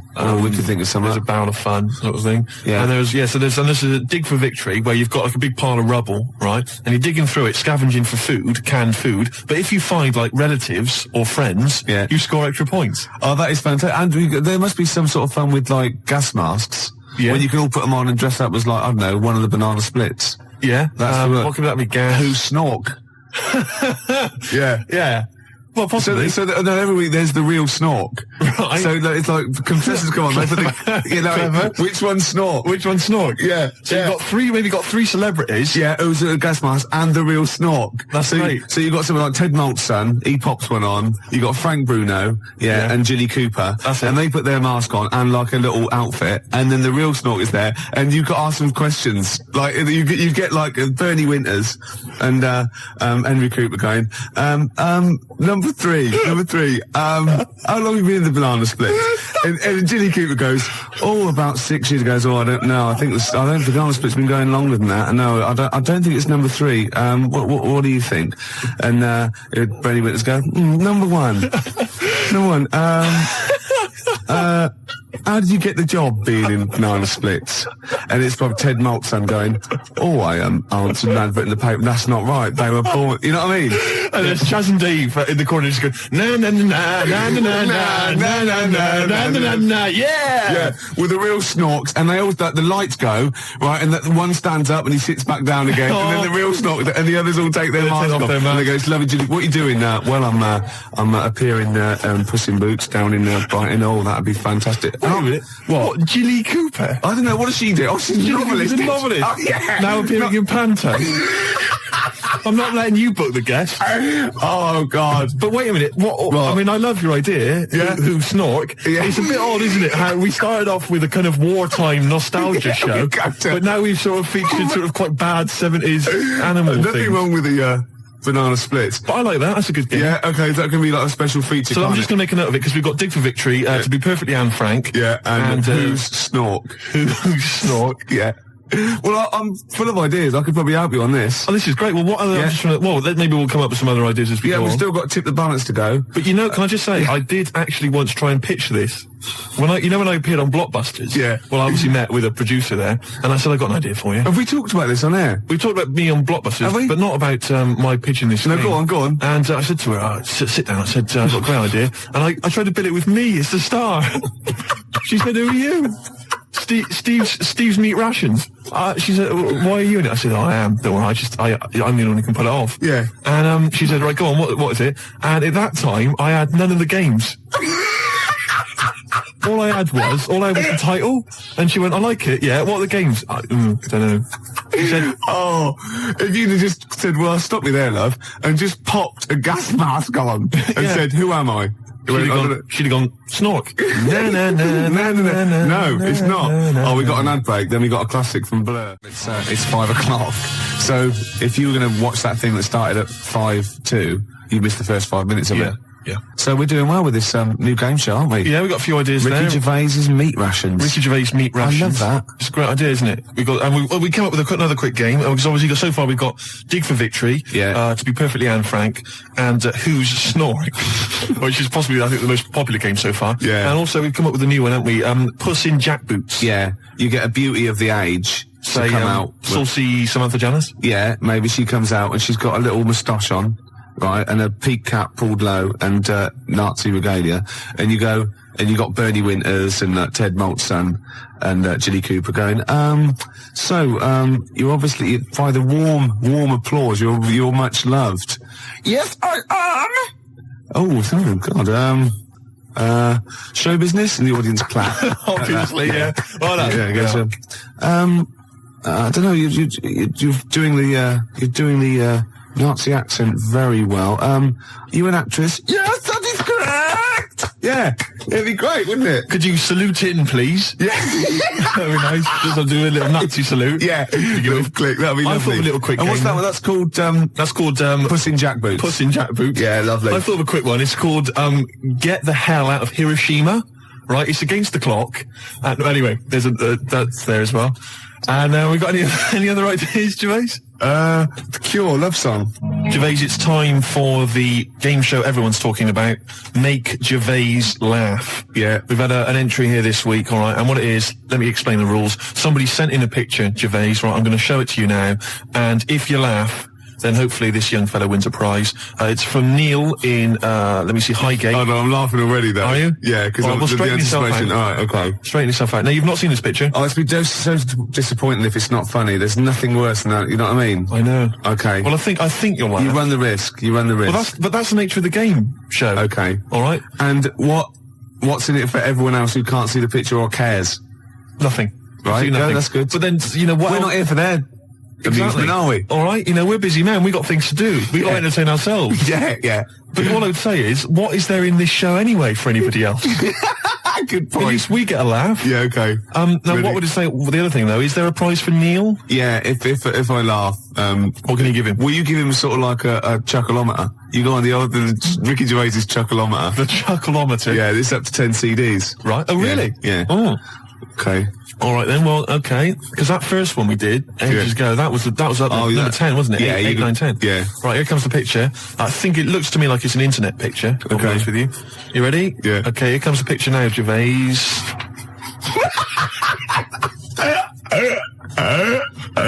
Oh God! Oh God! Oh, has he done that? No. Now listen, what I'll do is let's play a record, Gervais, and I will.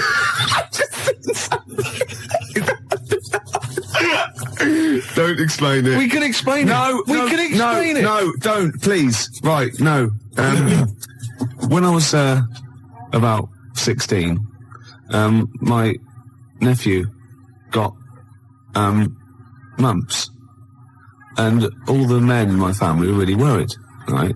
And I soon found out why. You know, obviously, if you get mumps when you're an adult and you haven't had it before, you go sterile, or it can cause sterility. Really? Yeah, yeah.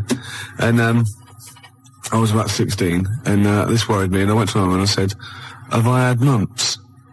She went, you've had one mump. Now, I don't know what mumps are or is, but I'm pretty sure you can't have a mump. Or, I think she meant that one side of my face swelled up, like a gobstopper, it was. But what is a mump, or what are the mumps? I mean, it's a viral infection, isn't it? I don't want to embarrass myself. I don't want her to be right. Like, I don't know. Can you have, like, a number of mumps or one big mump? What if you had one big mump? Like a hunchback for a while? You're just like, you're mump-backed for a while and just walk around. You mump-back. Yeah, and you don't remember, because it's always when you're very young. You're mump-back, but yeah, exactly. But apparently I had one mump. So I could probably one of them, just one of them went a bit sterile. So you can become sterile if you have the mumps when you're an adult? Apparently, yeah. Can you, I mean, does that, for instance, it doesn't cause, say for instance, an adult had mumps, right, and then he sort of had sex and he gave birth to a child, his wife gave birth to a child. Yeah. That can't cause any other problems. It can't cause deformity or anything. It's just, because it's just my dad had the mumps. I don't know. We should get our facts right, really. If there's a doctor out there, I mean, can mumps cause sterility? How does it do it? I have stories about, my teacher, his mate, had to have them, they swelled up, and he had to put them in cotton wool for about a month. God almighty. Because it can, you know, mumps aren't fun. No, I'm not saying it. I mean, all I can say, maybe you've had mumps and now you're sterile. That could be mumps aren't fun. Yeah. That's like go to work on an egg. Isn't it? Yeah. Who said that? I was having an argument with someone about who said go to work on an egg. Someone said it was that William G. Stewart bloke who... No, it was Faye Weldon. No, it was Salman Rushdie. It was. No, it wasn't. No, hang on. No, maybe it wasn't. It was Faye Weldon. It wasn't Faye Weldon. Right. It was either, right, let me tell you what it was. It was either that bloke that wrote A Year in Provence, or whatever it was called. Right. 0171 580 2000. Who came up with the slogan, go to work on an egg? It was either the Year in Provence fella. Who's that? I mean, what his name was, I don't know. 0171 580 2000. Who was the Year in Provence You know that fella who wrote that book, Year in Provence? Everyone read it. Everyone thought it was great. No, his name's Peter something or other. Right, okay. And I think he definitely wrote that. Salman Rushdie came up with something. I think it was the year. See, again, I'm thinking that maybe it was the egg thing. But I would say as well that fella that wrote Year in Provence, he also came up with the, the Fat Willy cartoon series. What a hilarious series of books they are. Not Fat Willy, is it? It was called Fat Willy, wasn't it? What's the one, Where's Willy? That's Where's Wally. Where's Wally? Where's Willy? That'd be pretty straightforward every time, wouldn't it? Wow. There's a fella there. There it is. Not where you come from, it wouldn't. Oh. Well, there you go. Well, Peter Mayle is the name of the bloke who wrote Year in Provence. Thanks to Neil. And also, Neil says that Salman Rushdie did Naughty But Nice for the cake commercial. Now, I still don't know who did go to work on an egg. I think it was Faye Weldon. No, it was Peter Mayle. Do you reckon it was? Yes, absolutely. Absolutely.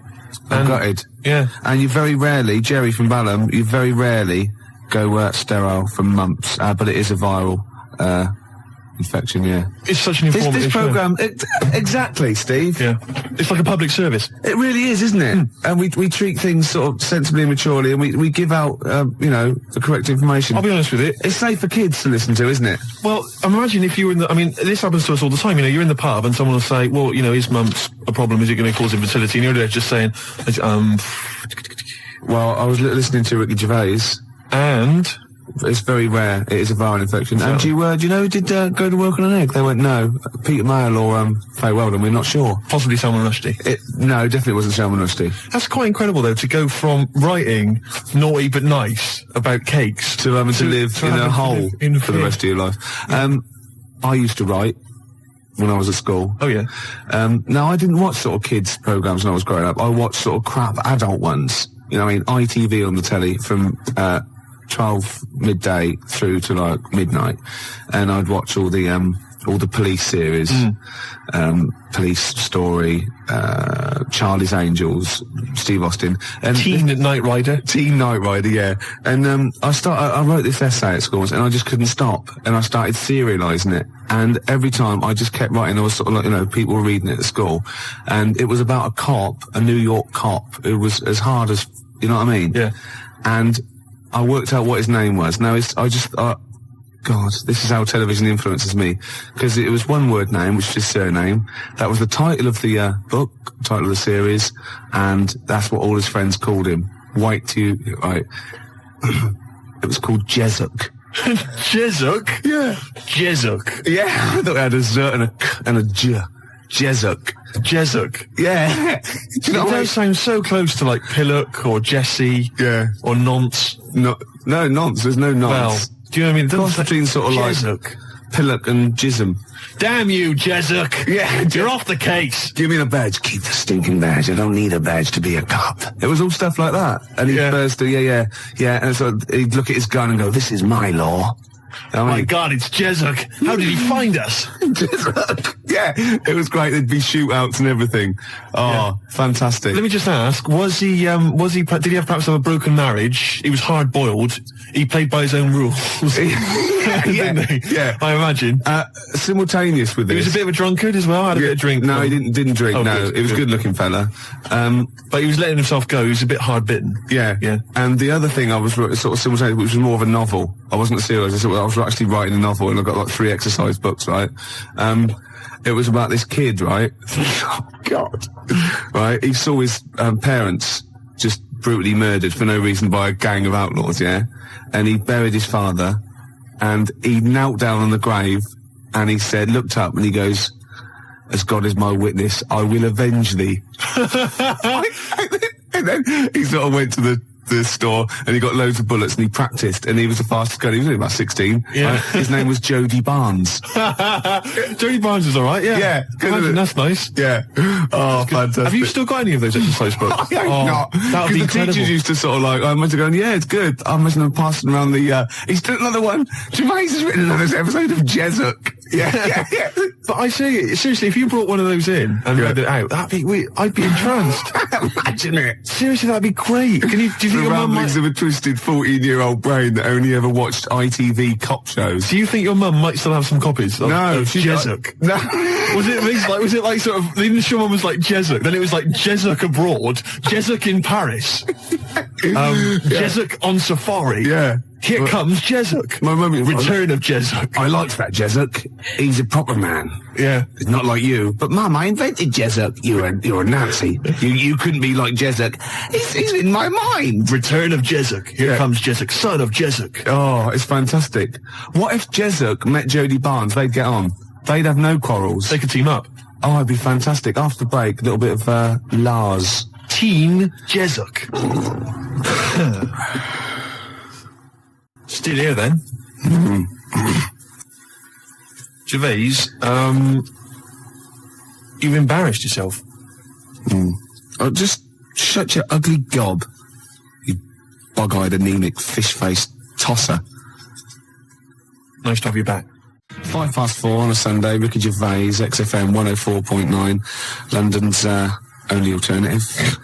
Steve. Yeah. You know we gave away those CDs. Hey, great giveaways. Just good radio, isn't it? We've got CDs to give away. Tickets and that's good radio. Do you remember who won them? What, last week? Yeah. Well, no. Right. I've got to get them back. What, are these the CDs that we took from the library? Yeah. Anyway? I've got to get them back. 0171 580 2000. If you won those CDs, could you give us a call? Well, why should they bother? They're probably busy listening to them. Do you know what I mean? You can't give something away and then take it back. Yeah, I need big time. I've got to get them back. We've had a bill for the computer as well. That's mine. No, it's not yours. It is mine. It's not yours. I procured that. That is mine now. No, that technically counts as ownership. Listen, Gervais, it's not yours, all right? I've told you this before. I've explained this to you 100 times. What? All right. If you urinate on something, Yeah. it is not yours. It does in No, the it cat does not world. That's become what yours. cats do. That is what cats do. They go around their territory. That's theirs. They urinate on it. That computer's mine. If a cat urinates on something, Yeah. right? Yeah. In its cat philosophy, it owns that. I agree. That's a sort of there you what do go you call then. it? A sort of territory thing. What's the difference? You're not a cat. No, I know. You're not a cat. That's discrimination. No, you're not a cat. You can't live life by cat rules. Well, I've got loads of stuff like that. My flat's full of stuff that I've got like that. What? Yeah, I've got 2 telephone boxes. Right. I've got a cash point machine. Yeah. Glyn was furious. He was getting out money. Right. Side of a church. That's yours. Yeah. 2 BMWs. Well, I had 2. I've got 1 now. What happened? The second one, the owner caught me, and he started doing the same. And because I started first, I finished first, so he finished last, so it was technically his again. Is that how it works? Yeah. If I piss on something, then that's mine. Yeah. But if someone else pisses on it, then that's theirs. Yeah.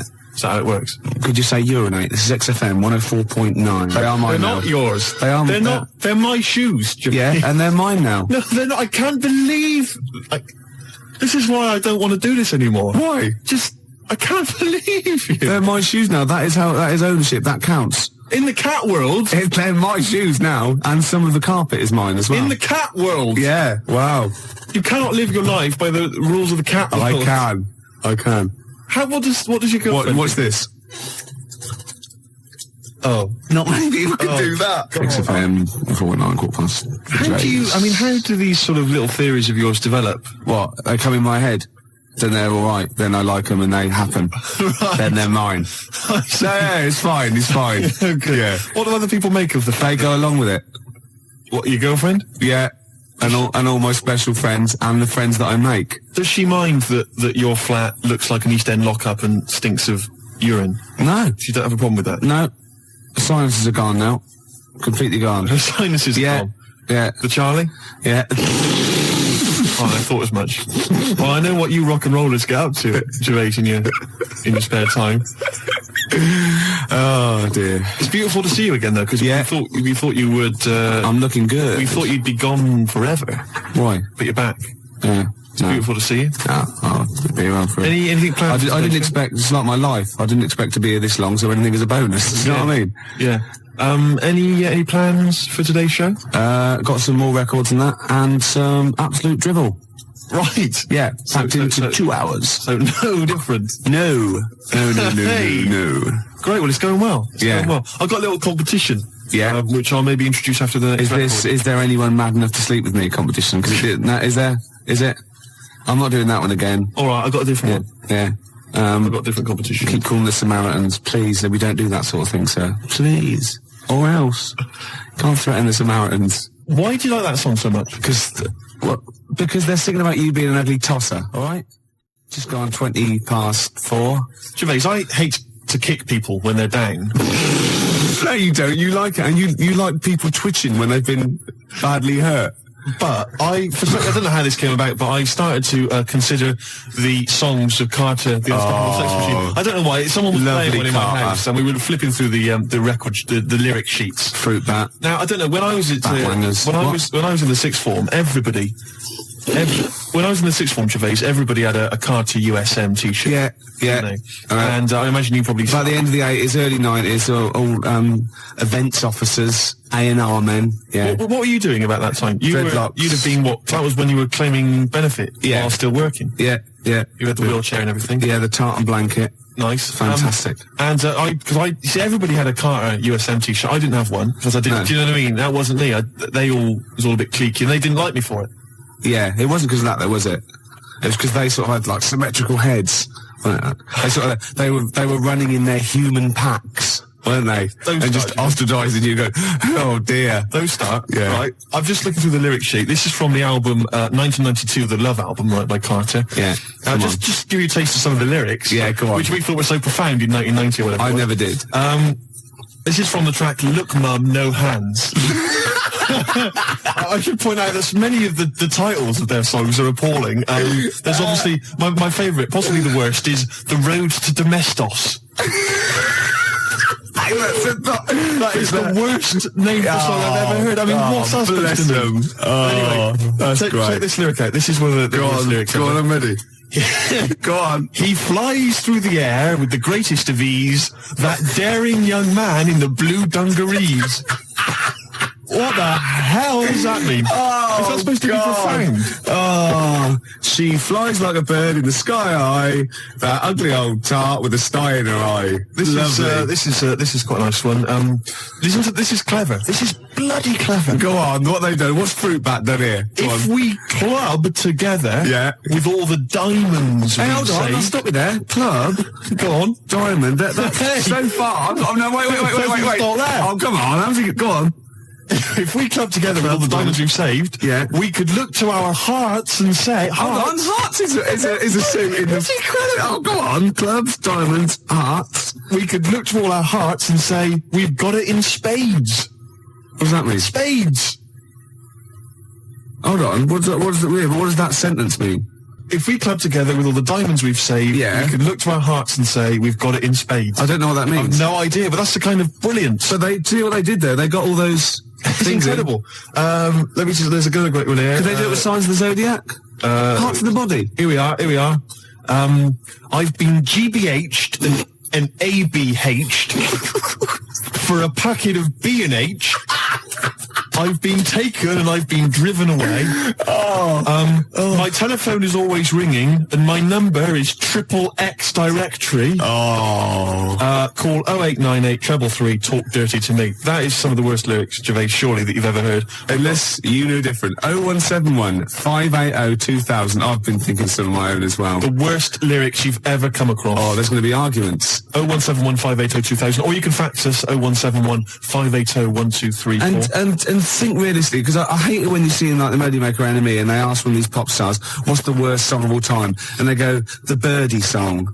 Or, no, it's not. It's something like Carter or Suede or David Bowie, because they're in that framework. They're potentially, do you know what I mean? Exactly. Don't go for chirpy, chirpy, cheap, cheap. Go for something like that, because that is disgusting. Let me just tell you, this is my final one before we go away, which is, yes, sorry, boy, there's nothing worth living for, but it really ain't worth dying for, so just say 3 Hail Jesus and Mary chains. Early in the morning, I put breakfast at your table. Make sure that your coffee has a sugar and cream. Your eggs are over easy. It's sort of like a breakfast song. I can't remember it. Because I'm not your superwoman. Doom, doom, doom, doom. Yeah. This is, I've never heard this. There's one great bit as well. He goes, now you say your juice is sour. It used to be so sweet. And I can't help but wondering if you're talking about me. Isn't that great? Oh. Sorry, look, this juice is a bit sour. It used to be so sweet. Oh, fine, I'll change it. No, let me explain. This juice, it's sour. It used to be sweet. Well, it's what we've always had. No, you're not listening. You're not listening. I think you're an ugly pig. I want to leave you. So I mean, he didn't state it. Your eggs are over easy. Oh, who's that by? No, I never heard it. You've made it up. I'm not your superwoman. 0171 580 2000. I just thought of another one as well. So, do you remember John Waite? I ain't missing you at all. Missing you since you've been gone away. And he's worried about people that think that he's really not missing her. So, towards the end, he goes, I can lie to myself. Oh, he was lying all along then, wasn't he? Oh, got any more Carter lyrics? Well, I'm still wading through them, Gervais, and it's just making me quite low. So, I'll try and dig out a few more for the next time we have a chat. But I would say that Emma, of course, who helps us out here, she's mentioned track. What was it, Emma? What was yours? It was YMCA. YMCA. I've got a worse one. Have you? Oh, hold on. Oh, what's that another one? That's worse. Oh God, yeah. Well, Emma, we'll save that one. Emma's was you can get yourself clean, you can have a good meal. You can get yourself clean, you have a good meal. Well, I don't have a problem with it, you see, because I just think it's a wonderful thing. You know, the YMCA doesn't get enough publicity, good press. Yeah. And the Village People did them a favour. I mean, why on earth they wrote that song? Well, to publicise the YMCA. I mean, who thinks, I don't know, people have done the police force, you know, they've done... Hold on, wait a minute, this is very good, but I think you mean this, so you don't know what that song is, you think that they were actually some sort of advertising for the YMCA, were you? Well, I don't know, it just seems really odd to me. Well, if I remember at the time, the YMCA complained at the time because the connotations. It was just a PR thing for the YMCA, I imagine. It's like the one that in the Navy. Yeah. Do you know what I mean? The sort of PR thing for the Navy. It's just bizarre. When they were dressed up as sailors and stuff. Yeah, well, whatever. Whereas usually they sort of like construction worker with a nice moustache, aren't they? Yeah. Traffic cop. Yeah. Jumpers. And, what? I don't, it's just... I'm worried about the Red Indian sheep. Am I supposed to be supposed to be reading between the lines or something? I don't understand. I mean, I don't really understand. I mean this seriously. Okay, I understand what you're talking about. Okay, this is fine. Well, obviously, there were gay connotations. It's like a gay icon record, isn't it? YMCA in the Navy. That was the point of it. What did you need? One of them dressed as Judy Garland. What? I don't understand. What was your problem with that? What? There's no. I don't understand why that suggests that people are gay. I don't. It doesn't necessarily. It's like it's high camp, isn't it? It's been adopted since as well. But the four of them, there's a guy dressed as a motorcycle cop. There's no reason why he should be gay. There's no reason why anyone should be gay. There's a builder. Yeah. Right. So no builders are gay ever. There's another one. I can't. What's the other one is? Right. And then there's a Red Indian. Why on earth the Red Indian is supposed to be an icon? I don't know about that. I have no idea. I'm flummoxed on that one, I'll be honest. So what I'm saying to you, Gervais, is if you're going to if you can talk about gay people, then why don't they use the cliches? Why isn't there a hairdresser? Right. And because it's probably the sort of cliches that even scene gays want to get away from. Also, you're confusing camp. ITV gays with real homosexual people who live normal lives. If I'm going to write a song about gay people, I'm going to have a hairdresser. Yeah, you are. In order to appeal to a gay community, I'd have a hairdresser, John Inman, Larry Grayson, obviously, and I don't know. You wouldn't have Jason Donovan then, obviously. Because he's not. So you wouldn't have him, would you? No, I wouldn't have Jason Donovan. No. Well, I wouldn't have Philip Schofield. I wouldn't have Andy Peters. Right. I wouldn't have Andy Peters. Okay, I'm getting scared. Shut up! I would not have Andy Peters. I'm getting scared! I would not have Andy Peters! A few more Carter lyrics for you. Go on. You'll enjoy this one. It's just one big knees up, a night on the town, a storm in a teacup, more like a teacup in a storm. Yeah. Man. You know what I mean, man? Yeah. It's more like a teacup in a storm. Yeah, they've twisted it, haven't they? All right. Yeah. Ian Camfield, you know, he's 12 now. Right. He does the rock show. Oh. He called, and that I'm not your superwoman. It was Karen White. And he also says a worse lyric in YMCA is, young man, there's no need to feel down.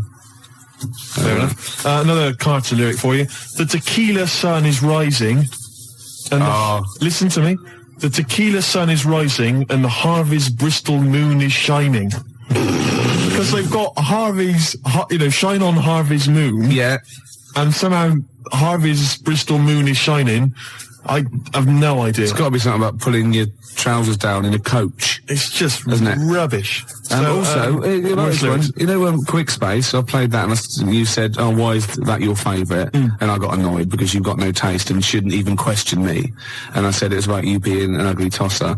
Well, Nina from the band, who's round at Jan's, said no, it's not about him being ugly. And the worst lyric is from the Beatles. You should see her in drag in a polythene bag. What's that from then? I don't know, polythene Pam or whatever it's called. Could be. Yeah. Could well be. All right, then the worst Beatles lyrics, we'll have those as well. There's a lot of them to choose from. There are a lot. No, I'm not dissing the Beatles. No. I'm just saying they wrote, they can't keep up that level, can they? Gervais, I've heard the songs you've written. Do you understand me? Yeah. You're not in a position to disrespect anybody. Oh, no, I don't. I'm talking about people on the tube, all right, that can barely speak, all right, that just go with like a kazoo. There's a guy near my tube, he just got a kazoo, and just taps his foot, and then tries to sell lighters to you by playing a kazoo. Right? You can't even disrespect him for his musical ability. Of course, you're laughing about him now. If that was female, it'd be a whole different story, wouldn't it? Well, you got to take it where you can get it. You'd have a lot of lighters every day, wouldn't you? You'd be struggling down that road with loads of little clippers. I'd say, I think there's a sad lack of kazoos on the wireless, and I'd have her in here for a quick session. No. Well, we better do a competition now. Okay, yeah, well, we've got these two pairs of pulp tickets? Or So you've no idea, have you? I've no idea. You just want to, we've got there. Oh, can I do this bit? No, you don't know what you're doing, do you? It's never stopped me, no. Well, exactly. I wasn't going to mention it. No. All right, you do it. Go on then. I'll sit over here. I'm out the way. Okay, how many tickets we got, Emma? 1 pair. 1 pair. That's 2 to you, Steve. To give away. See who? Pulp. When? Next Saturday. Where? Finsbury Park. At what time? About 9. And what have people got to do to win tickets? Yeah, now you're stumped. What? You suggesting I should plan this show? Yes. Is that what you're suggesting? Yes. Why? All right, now listen, I think we should just give people an added reason to phone in with their worst lyrics ever. They can win this pair of pulp tickets. Yeah. And then if we get bored with that in, say, about 10 minutes' time, we'll come up with another reason. If it'd take 10 minutes for us to get bored. I'll be surprised if we actually bother. Yeah. Yeah? Yeah. Got an ad break, and then I've got a pulp song lined up. Before you do that... Oh, we should tell them what the competition is, shouldn't we? I just did. What was it? I wasn't listening. I wasn't listening.